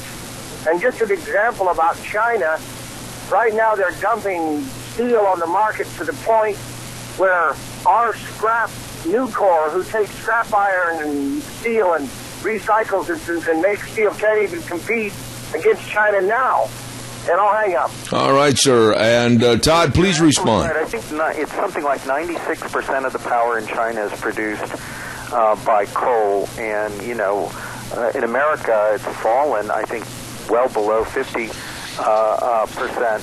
But if you want to negotiate reductions with China, you do the opposite of what the administration is. You don't lock our rules in place and give China a further comparative advantage and reason not to reduce their use of coal. It is, and their increases of carbon output vastly dwarf what we are reducing under this rule. So it is having if you're concerned about global warming or you're concerned about carbon in the atmosphere, what they're doing will be detrimental. Todd, let me ask you this, and I know you want to stay away from politics perhaps, but with this administration doing what they're doing, and they still have a lot of time left, can a new administration, one with some common sense, turn this thing around and make it fair and equitable for America to gain a toehold and try to get back on top again? Well, sure, a sensible administration could, but I should say, and this will hopefully avoid politics, at our Pacific Legal Foundation, we sue administrations of both parties, particularly at EPA, particularly U.S. Army Corps and the Fort. They're terrible in both administrations. So just because the public elects a Republican, at least in the past, doesn't make things much better in a lot of these crazy agencies. Maybe 2% better crazy, if you can use that stupid rubric. But not a lot. So we really need to try to look at candidates and not just use a party label and look at someone who would really curb the power of government. And by the way, I don't want to mention my thoughts on that, but I think there are a couple in one of the parties who would be better and a couple in that same party who would sort of continue business as usual. I like the way you stated that, and thank you very much on behalf of being the Executive Director for the Pacific Legal Foundation, Washington, D.C. Center, Todd Gassiano. Thank you, and come back in the future if you would, please. Be glad to do so. Thank you, sir. Have a great day. Thank you very much. I really appreciate him coming on the program this morning and talking about this. The jobs that we're going to lose with the Clean Power Act. The enormous cost. It's kind of like when Obama was running for office back in 2007, before the election in 2008, he said that he absolutely wanted electrical rates to go sky high, skyrocket, were his words. He's going to get all of his wishes before he leaves office. And you and I and our neighbors and our families are all going to suffer for it. We're going to be seeing a regression to a caveman type attitude in this country because of a loss of power, because of a lack of power, because of a lack of generation of power. And blame Obama and his staff and the EPA. And I'll go one step further. Anyone that would want to even consider putting Hillary into the fray for 2016 absolutely must have fallen off their teeter-totter. Think about it. We have got to restore common sense in our power and what we're doing to still retain and remain the world's leader. I've got to get the weather on in here. Holy moly, am I running late. Gano Landscaping and Sprinkler Service sponsors our weather for this hour. And by the way, I want you all to know, Scott absolutely and his staff, they can take care of all the trimming and the pruning and the removal of tree limbs, emergency work, blowing out the sprinkler systems. And I'll tell you, I'm looking outside at the snow on the ground, and if you haven't called to get on the list to blow out those sprinkler systems, better do it. Call them at 438-2485 or 431-8733. And he's also got a brand new curbing machine, too, so that if you want a curber on your property, he can do it. Oh, I'll tell you what, he can do it all. Right there, Gano Landscaping and Sprinkler Service. Here now is Gina with the weather. Here's your KBAR weather forecast for this Tuesday, October 3rd. Shouldn't see any rain showers or snow showers this afternoon, but you never know. It is Idaho, looking at a high of 39 for today. Tonight's low of 29 tomorrow. Looks like mostly cloudy skies, high of 37 with an overnight low of 24. Mostly cloudy for Thursday, only a high of 42, then partly cloudy and 44 for Friday. Yesterday's high was 47 degrees, and tonight the sunset's going to be at 5:45. And that's your weather forecast for Zebeth Duran. Thanks, Gina, and don't forget, brought to you this hour by Gano Landscaping and Sprinkler Service. And the numbers to call, 438-2485 or 431-8733. You call them today. By the way, today is vote day, and running for re-election for the Burley City Council is Russ Mallory. He'd like your vote today. He's got 4 years' experience, knowledge on the issues that are facing Burley, proven leadership, very conservative and honest, and he wants to keep civility a very important part of the city council in Burley. So please don't forget, Russ Mallory running for re-election for the Burley City Council, paid for by the Russ Mallory Committee. Oh, my calls are welcome. 436-2244, 1-866-927-4587. Give me a jingle on the landline. I'd love to talk to you for a few minutes. If I ask you to speak up, I would appreciate it, because we are having a little trouble this morning. I don't know what the deal is, but what is fed to me from the station is down probably 30 to 40%, and a little hard time hearing over here at the old studio. So thank you very much. I appreciate your help. Calls welcome, 436-2244, 1-866-927-4587. Give me a jingle. Every Monday, we have a segment on Monday mornings with the Scows Answer Man, and we get into things mechanical and things with vehicles, a lot of things I don't know, I'll tell you that for sure. And we certainly appreciate Scows CarQuest Auto and Truck Parts, Rupert, Hayburn, and Burley. Since 1949, every detail matters for parts sales and service. They've got 3 locations, Scows CarQuest in Rupert, 323 East 8th Street, Highway 25 in Rupert, CarQuest of Burley, 518 Overland, and the big truck center right there at I-84 exit 211. They got the Mahindra tractors over there. They got it all.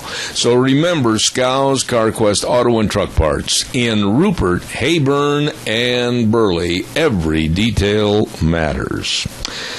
Okay, it's your turn. Give me a jingle on the landline. 436-2244, 1-866-927-4587. We'll talk to you about any subject you want for the remainder of this hour. And one other subject that I want to mention here this morning, I had another little story. We talked about that football player in Arizona. And let's see, we talked about voting today in your respective areas. We already had the mayor of Murtaugh stop in early this morning and tell everybody to go vote for the Rock Creek Fire District. I do have some public service announcements that need to get on here this morning. And until you call in, I'll just kind of take care of these. Number one, I mentioned about the University of Idaho Master Gardeners are going to have a meeting at it's called the South Idaho Garden Symposium, Gardening from the Soil Up. Okay, it's going to be this Saturday, November 7th at Maury's Steakhouse, and I believe registration starts at 8 o'clock in the morning. All right, got you covered on that. Then don't forget, also coming up this weekend, the 4th annual dinner and raffle for the veterans, helping veterans, and it's a fundraiser spaghetti dinner and raffle to raise money to help veterans, sponsored by the Combat Veterans Motorcycle Association and Veterans Helping Veterans, chapters Twin Falls, Burley, Rupert, and Idaho Idaho Falls. It's going to be this coming Saturday, November 7th, at the River Christian Fellowship Church, and that's at 4002 North, 3300 East Falls Avenue in Twin Falls. Now, the time of the dinner is going to start at 7 p.m., and then the raffle is going to start at 7 p.m., and if you need more information, contact Mike Campbell, and that's, of course, at 670-0043. Okay, got that?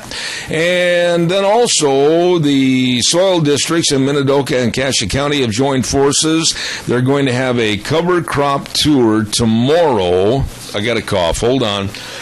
Excuse me. Tomorrow, November 4th, starting at 8:30 a.m., it's going to include visits to fields implementing cover crop practices, followed by, ooh, boy, this sounds good, a Dutch oven lunch, and the tour and the lunch are free, but please RSVP to Doreen McMurray at 878-5556. Bus seating is limited. Okay, got that. Now, the last one I want to mention this morning is the second annual Pilgrim Pride Dinner. We're involved in this. We got a meeting this afternoon, as a matter of fact. We are in the final stages of getting everything set to go at the Golden Heritage Senior Center at 2421 Overland Avenue in Burley on November 19th from 5 p.m. starting time till 7:30 p.m. It's only $10 per ticket, and I really urge you to come out and support it like you did last year. Last year, we had nearly 300 people show up, and honestly, thank you very much. The net proceeds go to the Meals on Wheels, so we can make sure that our seniors that are shut-ins at least get one good meal a day. So please come out and support it. $10 per ticket. Tickets can be purchased right there at the door. I know that they're going to have turkey and ham and potatoes and dressing and all kinds of goodie and pie. My goodness, the plates were overflowing last year, along with a lot of door prizes and raffles and entertainment, all of this and more at the second annual Pilgrim Pride Dinner at the Golden Heritage Senior Center on November 19th. Okay? Whew, those are the public service announcements for this morning. Now, again, it's your turn. Give me a call, 436-2244, 1-866-927-4587. By the way, sir...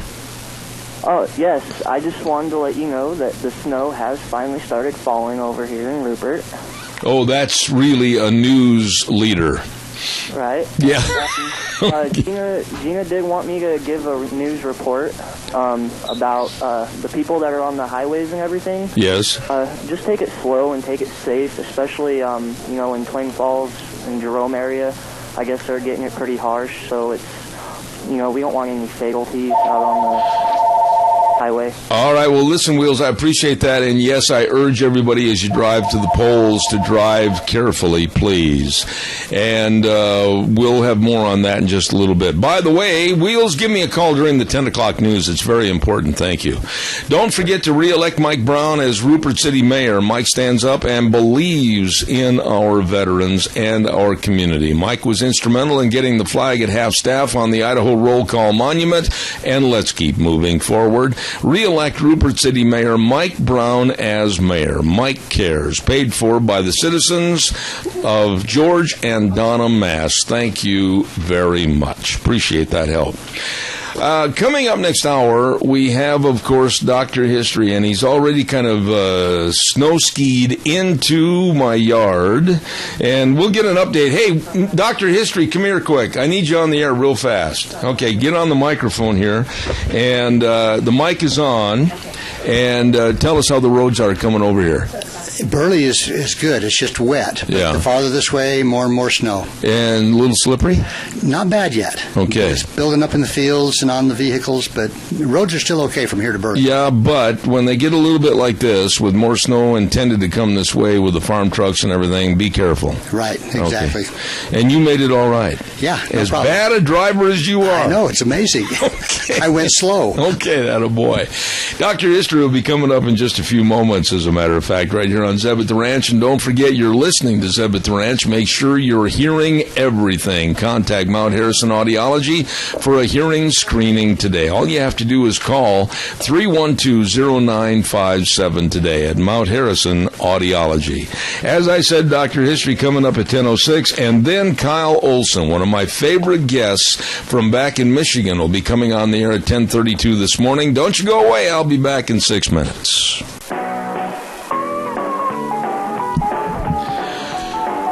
Oh, good morning and welcome back to what seems to be the last haven for a bunch of flies that have invaded my office this morning. Man alive, they're making their last hurrah.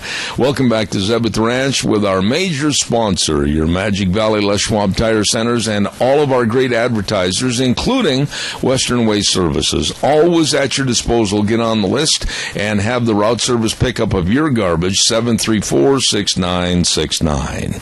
We are going to get our guest on the air in just a few moments, but quickly I want to remind you, Mike Brown running for re-election for the city of Mayor, and he is committed to serving you, the citizens of Rupert. Don't forget, 23 years a business owner and 8 years on the Rupert Police Reserves, 4 years as mayor, and wants to continue on serving you. Mike Brown, Mayor of Rupert, paid for by the committee to elect Mike Brown, Max Vaughn, Treasurer. There you go. If you're hungry right now, Dr. History and I were talking about this, don't forget the Chadwick Sports Grill at 139 West Main in Burley, and it's Wednesday. This is really a blue-collar kind of a lunch. I love it. Meatloaf topped with gravy and served with choice of potato, veggies, and super salad. It's just American food right there. I love it at the Chadwick Sports Grill. Great menu choices, always a daily special at 139 West Main in Burley. The Chadwick Sports Grill, you stop in and see those great folks today. Want to remind you, too, on Thursdays we have a segment called Cassia County School Days. And it's sponsored by A Child's World at 1308 Overland in Burley.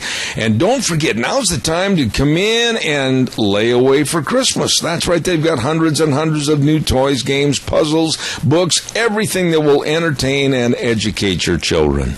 At A Child's World, 1308 Overland in Burley. And along with the Ambulatory Surgery Center at 1344 Highland in Burley. Don't forget, Ambulatory Surgery Center just received its renewal of their national certification, an outstanding center to receive all your outpatient surgery. Call them for more information at 677-8888. Ambulatory Surgery Center, along with A Child's World, bringing you school days in Cassia County.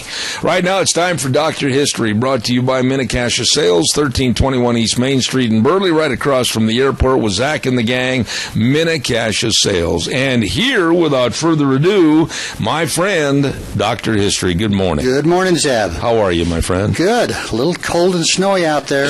It's that time of the year. It is. It's Did November. you hook up your dogs to the dog sled? I did. They're out there barking right now. Mush your huskies. Yep. What do you got today? Well, we're going to go back to the 1800s. Okay. And we're going to talk about trappers and mountain men that this particular guy, I'm going to bet nobody has heard about. Another guy that we never heard of. Yes, that's what I'm going to guess, but we'll see. You know, trappers were contending with each other and the Indians for the valuable beaver skins. Now, these trappers explored every stream cascading from the Continental Divide and became known as mountain men, of course. Uh-huh. So mountains like the Rockies were unheard of back east. They just didn't have these kind of mountains back there. You've been back there. They don't have mountains like we do here. You know, the thing about going back east, and I'll say this quickly, is I didn't enjoy it back east of the Mississippi River because of all the trees. I felt like I was really, confined. I couldn't go anywhere. There were no mountains to say, oh, okay, this is where I'm at. Yeah, really. So, but anyway, the early trappers and explorers came from the ragged edges of society and lacked the ability or the inclination to write their own stories. Yet it is these first-hand stories that are the foundation of accurate history. And even major actors on this scene like Jim Bridger and others, they couldn't write. In fact, Jim Bridger signed his name with a mark and 2 crossed lines. That was his signature. That was his signature. Yeah, so did it ever change later in life? I don't think so. Oh, I don't know. Okay. But, if these major actors couldn't sign their own names, it's no wonder that the rank and file of trappers were basically illiterate. They didn't read, they didn't write, and in the mountains, except for clerking, train, writing and reading really weren't prerequisites for anything. Yeah. And so, but somehow they were able to figure out numbers, like how many pelts they had, so and trading. They learned how to count? Is that what you're saying? They learned how to count. Really? And that's about it, yeah. Huh. But one trapper, however, did write. In fact, he wrote in beautiful, flowing script. His name was Daniel Trotter Potts. And at 27 years of age, he was older, he was educated, and from what we'd call a genteel background. Genteel. Uh-huh. So Sophisticated. Uh-huh. So in contrast to the many trappers who couldn't sign their names, he sent long letters home. He came from the noted Potts family of Valley Forge, Pennsylvania, and they were well known back there. Sent letters home how? Well, each year at the rendezvous, he would send them, and they would get as far as St. Louis, and then from St. Louis on back to Pennsylvania. Really? Yeah, so maybe once a year you'd get a letter out. Boy. So you don't stand at the mailbox. No. As a trapper, each year he sent lengthy letters back to the settlements that were a capsule history of that year's trapping and exploring in the Rocky Mountains. And when he had finished writing a letter, he folded a sheet of paper around it to make an envelope. Then he addressed it, paid 25 cents postage, and gave it to the traders to carry back to St. Louis, and there his letters were posted in the mail and forwarded up the Mississippi and Ohio rivers to Pennsylvania. Wow. So 25 cents, that I think is a little expensive back for then. those times. Yeah. So for many years the letters were lost, but the discovery of the Potts letters is kind of a story in itself. They emerged in parts and portions from old newspapers, then from actual manuscripts that Potts had written from the mountain rendezvous. Really? So now the West and the Rocky Mountains were just being explored when Daniel Potts wrote his letters, and there were no really good maps at that time. But this man was educated, he was a good writer, he identified himself as a member of the famous Ashley Henry expedition, which departed upriver from St. Louis in 1822. So we're talking a couple hundred years here. Yeah, but you bring a point up here, Doctor, that if he was such a genteel person and a gentleman, why in the world did he want to spend his life as a trapper? That is an excellent question, because he had it made back east. Yeah. But I guess he had the exploring spirit or something in him. But anyway, he talked about traveling up the Missouri, then to the Bighorn River, and finally the Wind River in Wyoming. 1823-24, he actually wintered with the Crow Indians. And it's a good thing he did, because we probably wouldn't have had the insight as to what it was like. No, because he was one of the guys that actually wrote it down. The other guys are related, other people wrote their stories. Pretty hard to read Kit Carson's mark. That's right. But anyway, after that winter with the Crow Indians, the following summer with his companions, he crossed over the Continental Divide into the heart of the Rocky Mountains. He was really an observant man and careful, and he correctly defined the sources and flow of 7 of the large western rivers. So he was really kind of a map maker, sort of. I see. But the real prize was his 1827 letter. While recounting his adventures of the past year, this winter penned the earliest first-hand description of Yellowstone Park. Now, some people confuse John Coulter as the one who found Yellowstone Park, but it wasn't him. Yeah. It was this guy. So the year 1947... Did he charge admission? Not then. But the year 1947 was the 75th anniversary of Yellowstone Park. Now, 2 living descendants of the Potts family, Mrs. Annie Rittenhouse and her sister Kate, lived in Washington, D.C. Now, these ladies were granddaughters of William Potts, who was a brother to Daniel's father, Zebulon. Now, there's a Zebulon. There's a Zeb. That's right. And so it so happened that as the eldest member of her family, Mrs. Rittenhouse, along with her sister, had a box of old records, among which were original copies of Daniel Potts' letters. Wow. So this is like 150 years later. I'll bet they're worth a gold mine. Yeah, and these were written from the Rocky Mountains. Well, these ladies immediately contacted the National Park Service and happily informed them that the original manuscript of the famous first description of Yellowstone was still in the family. Oh, my.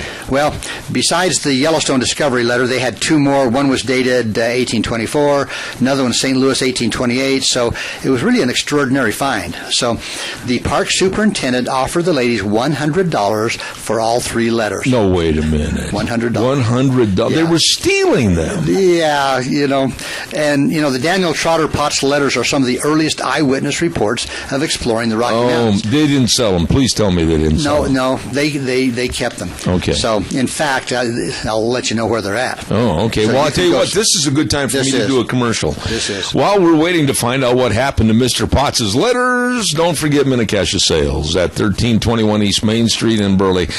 The nicest people work there. Zach and the whole crew are such nice people, and they really care about your lumber needs. They care about you saving on your heating bills this winter with the very efficient Western windows. And, of course, they've got carpet right now on sale, some for $13.50 a yard, normally retailing at $17.99, and also vinyl for $9.99, normally retailing at $15.99. Save you money. Get in there and see Zach and the crew today at Minnecasia Sales, 1321 East Main Street in Burley, and they bring you Dr. History. All right. Part 2. So in the basement of a 3-story stone building stands a green vault. The stone building is at Mammoth Hot Springs, Wyoming. And I imagine you've been there, haven't you, through Yellowstone? Yeah. Okay. Well, in its basement is the archives where rare manuscripts regarding Yellowstone Park are stored.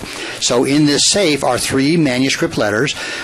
And what they do is the letters are first encased in an acid retardant paper. Oh, my. To be preserved, then laid flat and placed in a box. So they're well preserved. And I don't know if the general public can actually look at them. I don't know. Did they take any, microfilm or any pictures of the writings or anything? You know, I'm sure there are probably writing or copies out there. I see. But the originals, and these park up there in Yellowstone, they keep these as if they're the crown jewels. Really? So for Yellowstone Park, they really are the crown jewels. The letters were written 170 years ago, or 200 by now, by this Daniel Potts. And the prize jewel is written by Potts. That is the first eyewitness account of Yellowstone Park. And he wrote it after returning from Yellowstone at the Rocky Mountain Fur Trade Rendezvous of 1827, held at Sweet Lake, which is actually Bear Lake. I was going to say that's down in southeastern Idaho. Yes, over there right by the not Utah too far from Preston and in that area. Right. Yeah. So anyway, trapping, killing, and skinning animals is a pretty foul, dirty work. I mean, it stinks if you've been around that. That's the way to put it. Anyone who has skinned a beaver, a mink, or a weasel knows how truly bad it smells. Yeah. And the skinner quickly smells just like what he's skinning. Yeah, buddy. In fact, this is good for his craft because as he takes on the smell of his prey, he's more successful in catching them because he smells like them. So this line of work is mostly done by men on what you would call the coarse edge of society. I see. Men used to a kind of a rough and rugged kind of life. Do chiropractors have a smell all their own? I hope not. But Daniel Potts did not qualify. His ancestors were gentry folk with occupations that did not make them stink. Unusual for his time and doubly so for a trapper, Daniel could write. And at the Sweet Lake Fur Trade Rendezvous of 1827, that was what he was about to do. Now, the Mountain Trade Rendezvous was in full swing at the southern edge of Sweet Lake in Utah. 1 year previous, Daniel Potts had written the earliest description of this lake. And here's what he said. He said, in the first valley as you approach from the head of the river, which is Bear River, is a small, sweet lake about 120 miles in circumference with beautiful clear water, and when the wind blows, it has a beautiful, splendid appearance. Okay, now, a year later, July 8th, action had picked up, and the scene at Sweet Lake looked like this. Smoke curled up from the 100 campfires that fanned into the clear atmosphere. A few days previous, James Bruffy and Hiram Scott had arrived with a long packed train of supplies. The train had left St. Louis about April 12th with 46 men and $22,000 worth of trade goods. And the packers were paid $110 each for a year's service. Let me ask you something about these rendezvous, etc. They didn't have calendars to the point where they really adhered to you got to be here on the 27th or whatever. Right. They just kind of left St. Louis or whatever and kind of ventured to say they'd be there in maybe, 90 days or something like that? Right, and there was a lot riding on that because if they got there too late for the rendezvous, it was bad for the trappers and for the suppliers. How many people were at these rendezvous? It's hard to imagine all the trappers. How many were there normally? You know, I have no way of knowing that. I mean, but there were hundreds of Indians and trappers and their wives and their families. I mean, it was a big deal. Kind of a big kumbaya. Yeah.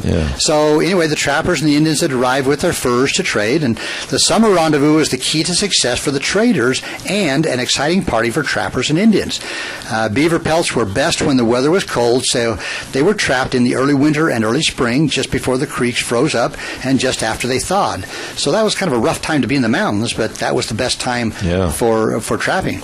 But there wasn't time to explore the country, trap beaver, pack the furs out to St. Louis, then buy supplies, and hurry back to explore and trap again. So with the rendezvous system, the men could remain in the mountains to explore and trap. The traders packed in goods from the east and exchanged them for furs at this annual gathering. What kind of money did trappers make? Well, this one says one guy made someone made $110 a year. A year? Yeah, for 1 year. So, you know, don't spend it all in one place. Well, let me tell you where they spent it. Okay. Rendezvous. So the traders came in, they pressed the skins into compact bales, packed them back to St. Louis, and this year was all happening at the south end of Sweetwater or Bear Lake. Business and fun, they were buying and selling and having a party. A generic and classic rendezvous description was dictated by James Beckworth. He said, parties began to arrive one after another, traders accompanied with 300 pack mules, laden with goods and all things necessary for the mountaineers and the Indian trade. Now, wait a minute. Wasn't that Jim Beckworth? Wasn't he the black trapper?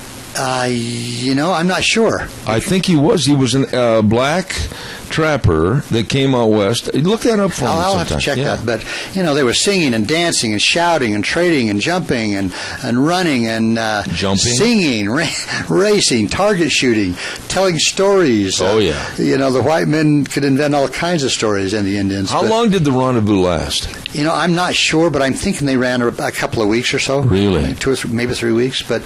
And to make things even better, Beckworth says the unpacking of the medicine water contributed not a little to the heightening of our festivities. Wait a minute. Medicine water could be assumed to also be the whiskey. Medicine water was alcohol, and get this, flavored with molasses, pepper, and sometimes gunpowder. Gunpowder? Then it was diluted with water. As the men became a little more drunk, they were less fussy about the mix. Gunpowder, wouldn't that kill them? Well, you wouldn't dare light a match for your cigar or anything, not would while you? you're drinking. Whoa! What happened to Ernie? Well, he's over there on top of that hill. Yeah. So according to one observer, a guy named Rogers, alcohol was sold at $4 a pint. Whoa! And some men would spend $1,000 in a day or two. Now, wait a minute. How did they get if you only made 100? Yeah. Well, I think some of the private guys made more because they sold by how many pelts they had. I see. So they could make more than just a couple of $100. So, I see. And that was actually about $20,000 or 25 or maybe 30,000 in today's money. Did they ever keep enough money to actually buy more bullets and guns? And I think they just kept out enough to get them by for another year until another rendezvous. Holy cow. So, and very few, it says, had much of their year's wages left when the rendezvous broke. So, anyway, it was an exciting event of the season, and for a year the men had been without fresh supplies from the east, and in small groups they'd been searching mountain streams for beaver. They'd been isolated, cold, and even in danger from Indians bent on robbing them or worse. And now, safely gathered with friends, they relaxed and became outrageous, rollicking, it says rollicking wild men. Rollicking. I love that word, rollicking.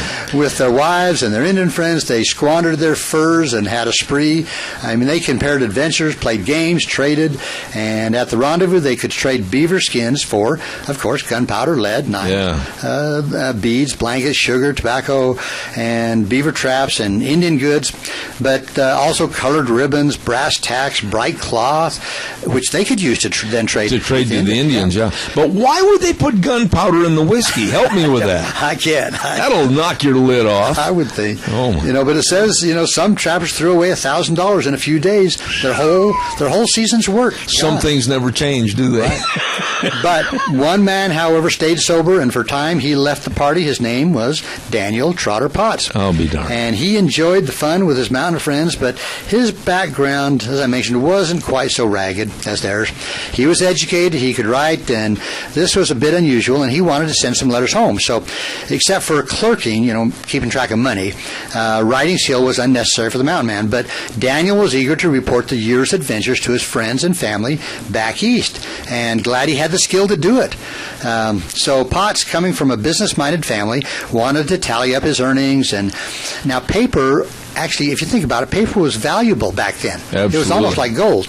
It was harder to come by, but he got the paper and a bottle of India ink from a trader, and he walked up onto a small hill overlooking the lake and spread out the paper and began writing, and he would do this every year. You didn't want to make a mistake and go oops and throw it away. No. But now, India ink is actually a product made of lamp black mixed with a binding agent and molded into cakes or sticks. And in this form, it could be easily transported out there and then mixed with water for use. With gunpowder. I hope not. But then the tip of a large feather was the quill pen, of course. I'll be darned. So, anyway, just a couple of things. I know we're running out of time here, but let me just, a couple of things. He said, I took my departure for the Blackfoot country much against my choice.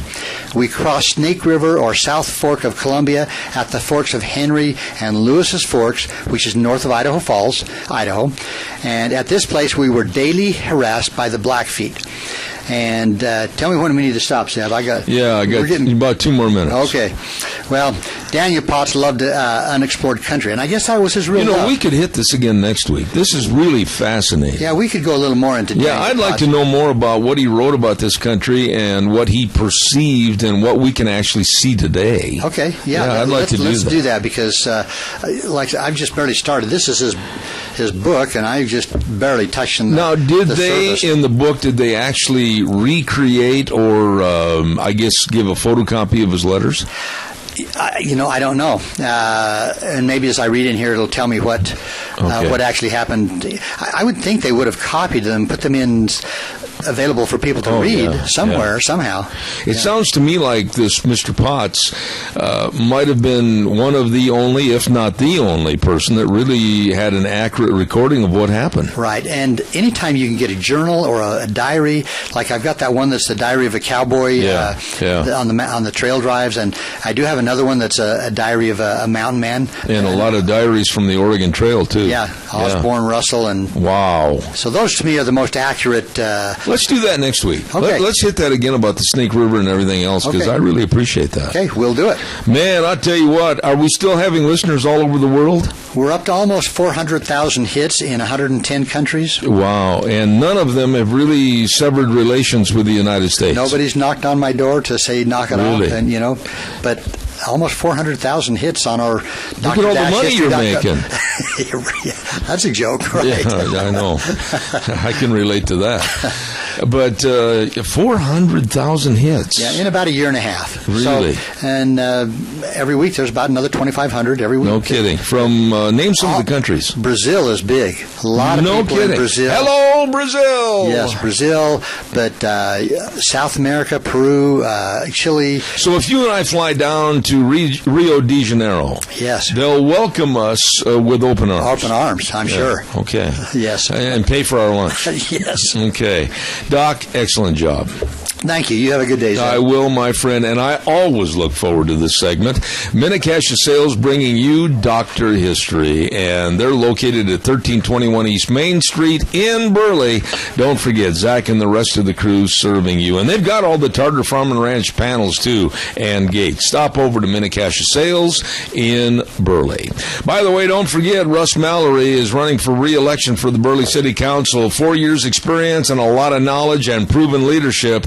And he wants to help more with the infrastructure of the city of Burley, especially the city streets and the groundwater systems. Be sure and go vote today.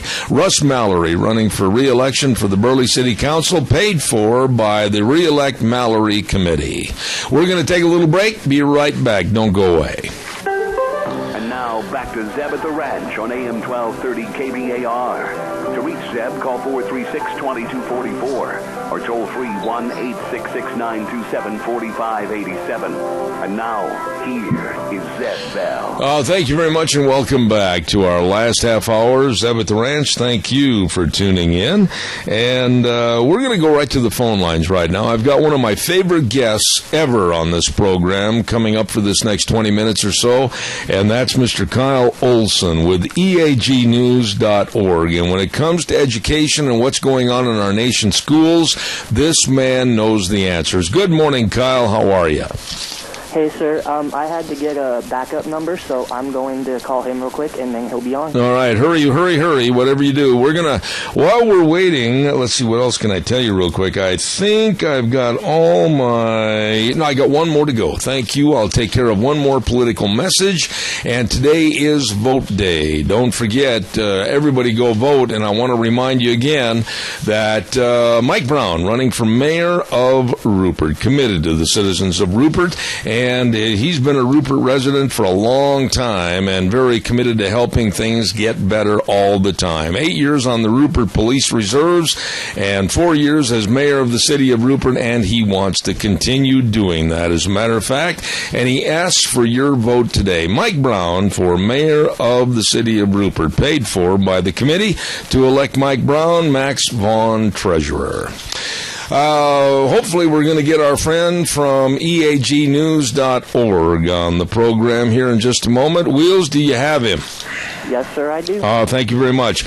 As I stated a few moments ago, one of my favorite people when it comes to learning about what's really going on in education in this country, this man knows the answers. And I say good morning to Kyle Olson. How are you, sir? I'm doing well. Thanks for having me. Well, it's a pleasure on my part to have you back on this show again. Kyle, simply put, what is going on when you hear these horrendous stories about students, male or female, being able to use each other's bathrooms and lockers, and basically no morality left in our school system, and it's being advocated by the gays, lesbians, and transgenders? What in the world is happening here? Well, basically what happened was late last year, the Obama administration sent out an 18-page letter to every school district across the country saying that in order to be in compliance with Title IX, which is funds that school districts receive from the federal government, in order to be in compliance with that, you have to update your non-discrimination policy to include gender identity. And the vast majority of school districts just went along with that because they didn't really understand what gender identity meant, or they just felt, this is just something we have to do. And so they did that, and then as students were going back to school this year, and there were some reported cases the second semester of last year, so earlier this calendar year, they basically were having these situations where boys, in particular, were in girls' locker rooms and bathrooms and those sorts of things. And that was the moment where the parents were saying, what is going on?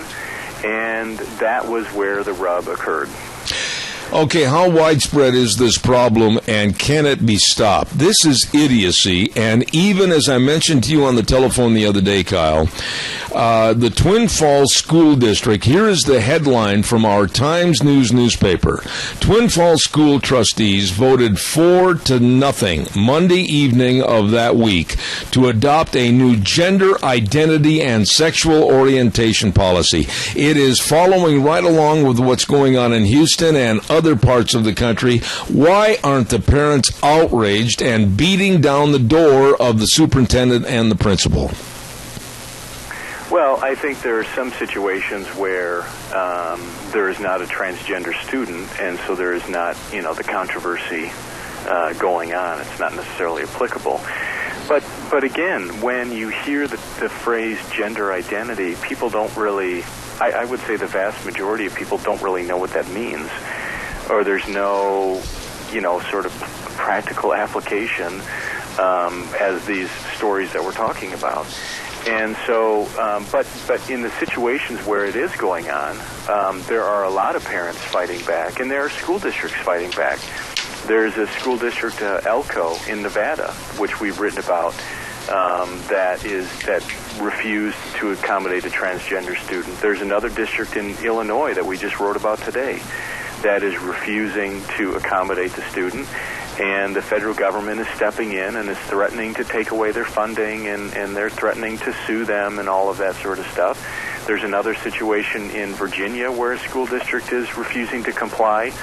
And so to me, that's what has to happen, because according to the Alliance for Defending Freedom and other legal groups, the school districts are on very firm footing in not buckling to the federal pressure. And so what we have been doing, not only in writing and reporting and researching on this, is that we have been trying to connect these school districts. Like there was a school district in Ohio, for example, that they just, they were about to pass this, and the quote from the school board president was, "This is something we have to do. The federal government is telling us we have to do it." And that's what we see so much, is these local school boards and administrators just kind of throw up their hands and they say, well, we have to do it. But there are groups like the Alliance for Defending Liberty, Alliance for Defending Freedom, and others that are saying, no, you don't have to, and here's the legal justification. I got to be very forthright and honest with you, Kyle. Monday, I had a dear friend of mine, Carrie Kupek, and she's the communications director for the Alliance Defending Freedom, and she sent me a lot of information on this subject, and I'd like to read you one quote that the gays, lesbians, and transgenders are really promoting, and I want you to respond to it. Quote, "Boys who think or feel they are girls will be allowed to use restrooms and locker rooms of the opposite sex. If the board follows the example of Minnesota schools, they would have to accommodate male transgendered students who want to spend nights at travel games in hotel rooms with female athletes." This is insane, Kyle. Yeah, it is, and it doesn't end. I mean, there was just there was a university that implemented co-ed showering, which is totally insane to me. And then they realized, maybe that's not going to work. But they were doing it to be in compliance. And so this is the new frontier, and this is what progressives are pushing. There aren't boys and girls anymore, but there's this gender spectrum. This is what they're promoting. And so then what you've got is a bunch of useful idiots running schools who think that, well, we need to do this in order to be tolerant, or we don't want to hurt anyone's feelings, or any of that sort of thing, those sorts of things. And so the practical matter that we're facing is that in an effort to accommodate one or two students, they're disrupting the lives of everybody else. They're making the lives of everybody else uncomfortable. And see, when you read between the lines here, what some schools are trying to do is they're trying to accommodate students insofar as they're saying, okay, we will allow you to use a private bathroom, you can use the teacher's lounge bathroom, something like that, but that's not good enough. To the ACLU and the Obama administration and the other groups that are pushing this, that's not good enough. They want what they deem equality, where a boy who has boy parts can go in the girls' bathroom and in showering rooms and locker rooms and those sorts of things, and vice versa. I'm sitting here, and I honestly don't even know how to approach this subject without explicitly blowing my top. I am so incensed at the insanity of government and the insensitivity against morality. I'm going to cool my jets for a minute and take a call. Go ahead, caller. You're on the air. Go ahead with Kyle, please. Okay, here's my question, and maybe it's been covered. So you've got a boy or a girl who is physically a boy or a girl, decides they're a boy or a girl, and so they are in the locker room, the bathroom, with, quote-unquote, the opposite sex, and all of a sudden their 13-year-old hormones kick in, and then what? Then somebody gets raped, and whose fault's that one? I'll hang up now. Very good question. Kyle, go ahead and address that, would you please? Well, it wouldn't be the responsibility of the school because they never take responsibility for anything. And so, but those are the issues that parents and students are going to have to grapple with. I mean, it's very convoluted. I mean, there was one example where there was a transgender student who was a boy who was identifying as a girl, but he had a girlfriend in the same locker room. I mean, it was very strange. And you just think to yourself, I mean, at what point do we stop accommodating this insanity and say, no, we have these norms in our society, and people are expected to conform to those norms. And if you don't want to conform to those norms, then we can provide private bathrooms or those sorts of things that I mentioned earlier. But that, again, that's not good enough. It's not good enough for the activists in the administration and the ACLU and others. They demand that every other person's life be disrupted and be made uncomfortable just to accommodate a couple people. Well, you kind of answered my next question. I was going to say, and I've said this many times in the past on this program, why are we, as a supposed Christian moral society, why are we caving into a very, very small, minuscule number of abnormalities? And God does not make mistakes. You're a boy, you're a girl. You're a man, you're a woman. I mean, that's absolutely the way it is. But we're catering to this new mindset of filth in our schools, and I just don't understand why parents aren't outraged enough to stop this. Well, because I think the government education system has successfully been turned into a secular progressive one. And so, the ideas of Christian ideals, Judeo-Christian values, the idea of American exceptionalism, we've talked about that before.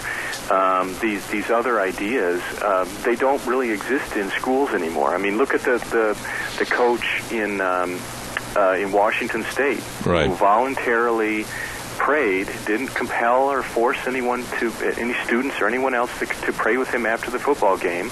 He just did it on his own. But the school district tried to force him to stop doing that. And when he did it again, they suspended him. I mean, that is the way that the system is operating today. And so, to me, and I've been evolving on this over the last year or 2 years, I mean, at some point, Christians have got to really look in the mirror and say, is this system really reflecting our values, or is there another, not a system, but is there another school? Is it homeschooling? What do I need to do to make sure that my values are embraced and perpetuated in that education process? Yeah, you just answered the other part of my question, too, is there's got to be some recourse of action. There's got to be something parents can do, whether it's pulling their students out of school, homeschooling, whatever. But the government is trying to maintain authority and power over that, too. I mean, it's almost like we've lost complete control as a nation and as a voting public. They're going to do what they want us to do, and we can't stop them. That's what it appears like to me. Well, I think it would definitely, as parents leave the system, and of course, as we've talked about before as well, homeschooling today really is easier than ever with technology and with homeschool groups and support groups and those sorts of things. As those school choice options grow and as parents leave the system, it's only natural that progressives in government will seek to basically regulate those to death or regulate them to the point where the parents will just give up.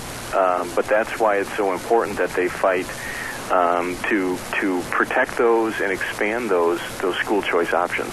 Kyle, what do you see if this thing is left unabated? And in Houston, they're voting on this Houston Equal Rights Ordinance this morning, as a matter of fact. And if the good is overcome by evil, what do you see looming on the horizon? What's next for these insidious people? Well, I think this will continue, but you're right. In Houston, they're voting on that on the ordinance today, which would be basically what we've been talking about. But it would be for businesses and any establishment within the city of Houston. But that is where the activists are going, and they're doing it under the guise of human rights and equal rights, and they're using phrases like gender identity and those sorts of things. But at the end of the day, they're attacking Judeo-Christian values and the values that our country was founded upon. And so I think it's really incumbent upon Christians. Do they just go along with it? Do they stand up and fight back? Do they opt out of the system? What do they do? But that's what Christians have to grapple with, and it's the time to do that. And I would imagine, Kyle, and I don't mean to throw my job or profession into the mix, but I would imagine that they are lurking in the weeds right now, looking and listening at our profession of talking out on a free speech society and learning ways that they can stymie our speech and basically curtail what we're talking about on the air right now. Sure. Well, look what happened in Houston. The activist mayor there, was concerned about what pastors were going to be saying about gay marriage, and so she actually subpoenaed not only their sermons, but their communications with the members of their congregation, because she wanted to know what they were saying about her pet issue, even though a mayor really has nothing to do with that issue, at least in terms of public policy. And so that is where they are heading. Now, she was shut down, I think, partly because, they were defiant. The pastors were defiant, and rightly so. But also it was Texas. But just imagine if that sort of situation were to occur in California or New York or Illinois or some other place where, you've got a Supreme Court, a state Supreme Court or local courts that aren't as friendly to the Constitution and religious liberty. But that... the activists are absolutely relentless at this point, and they're not going to stop until they get what they want. Where is all their money coming from, Kyle? I'm almost out of time, but it takes big bucks to do all this. Where are they getting the dollars? Well, unfortunately, they're getting a lot of the dollars from you and me, because what's happening is universities and local governments are creating these offices within their departments where all these people do is they just attack businesses, they attack pastors and those sorts of people, and those activists are funded by tax dollars, and that's unfortunately where a lot of it's coming from. And where are our senators, our congressmen, our representatives? Where are they? That's a good question. We're currently trying to track down some members of the U.S. House Education Committee to figure out why they have not been holding hearings on this transgender Title IX issue, because it's just a blatant example of activism on the part of the Obama administration. And as best we can tell, there has been no oversight by the Congress. And so we're trying to figure out why and what they're going to do about it, if anything. I tell you what, you are the man. You know the information, and I'm going to actually ask you right now, if you hear anything in regards to this case in Houston and other places, if you hear anything that would be pertinent for this situation, call me. I'll make allowances to get you on the air right away. I really appreciate it. Kyle Olson with eagnews.org. God bless you, man, and thanks for being on the program this morning. Thank you very much. Thank you, sir. Wow. Folks, we talked about this yesterday, and it just bears repeating. We are living in an insane world right now where gay, lesbian, and transgenders are pushing complete immorality. And we're catering to their small numbers. We're just basically saying, okay, here, have the family farm. It's all yours. And we're not fighting back. Well, on this program, we're going to fight back. And I will not cater to them. God does not make mistakes. Never has. Never will. And as far as catering to their self-professed needs and their mannerisms and their behavior, not going to happen on this show. And I think, and I'll say this again, the Twin Falls School District made a huge mistake. And they will pay for it. Right now it's time for the weather, and the weather is brought to you by Scarro's Meats, 331 North Road, Jerome, and they are changing the way we eat one delicious bite at a time. Absolutely delicious. And by the way, when you bring your meat into Scarro's Meats for processing, don't forget that you will get your meat back. That's right, they're very, very careful with certain standards in place. From your trailer to slaughter, cut and wrapped, and into the freezer, you can rest assured that you are getting your animal back. Very, very delicious meat processing and satisfaction guaranteed at Scarro's Meats, 331 North Road, Jerome. The number to call, 324-7657. And now here is the weather. Here's your KBAR weather forecast for this Tuesday, October 3rd. Shouldn't see any rain showers or snow showers this afternoon, but you never know. It is Idaho, looking at a high of 39 for today. Tonight's low of 29 tomorrow. Looks like mostly cloudy skies, high of 37 with an overnight low of 24. Mostly cloudy for Thursday, only a high of 42, then partly cloudy and 44 for Friday. Yesterday's high was 47 degrees, and tonight the sunset's going to be at 5:45. And that's your weather forecast for Zeb at the Ranch. All right, Gina, thank you. And brought to everybody this hour by Scarro's Meats, 331 North Road, Jerome. The number to call, 324-7657. They are changing the way we eat one delicious bite at a time. What have we got cooking for tomorrow? My good buddy Dave Bego from Indianapolis, Indiana is going to be on the phone. I'll bet you he really is suffering from trauma after the Colts got beat again last night. And then we're going to have, let me get my list up here closer so I can see it with my bifocals. Rex Jones is going to be on the phone with us from Hanson Mortuary. And then we've got a gentleman coming on talking about our petroleum reserves and how the Obama administration wants to sell off our petroleum reserves. What?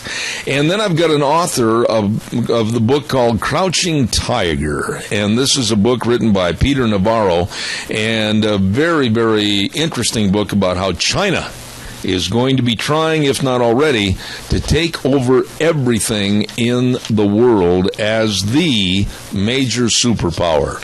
It's going to be an interesting conversation tomorrow. Don't forget your Magic Valley Les Schwab Tire Centers, all 7 locations, and they've got all your studded tires, they've got all your traction tires for the snow, they've got all your snow chains, and believe me, they've got all your winter wheels. My goodness, the list goes on and on. The very best in front-end alignment, shocks and struts, and I want to emphasize the very best in brake value service. Boy, I mean professionally trained technicians, free brake inspections and estimates, and the brake industry's best warranty with premium quality parts. All of this and more, with, of course, the best in tires from your Magic Valley Les Schwab Tire Centers.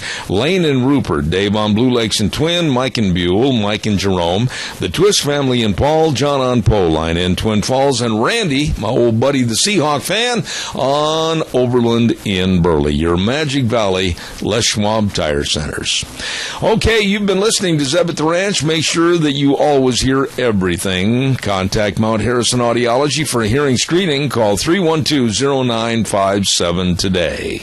We're going to take off for the day and get outside where all the weather, the sunshine, the balmy temperatures. No, not right.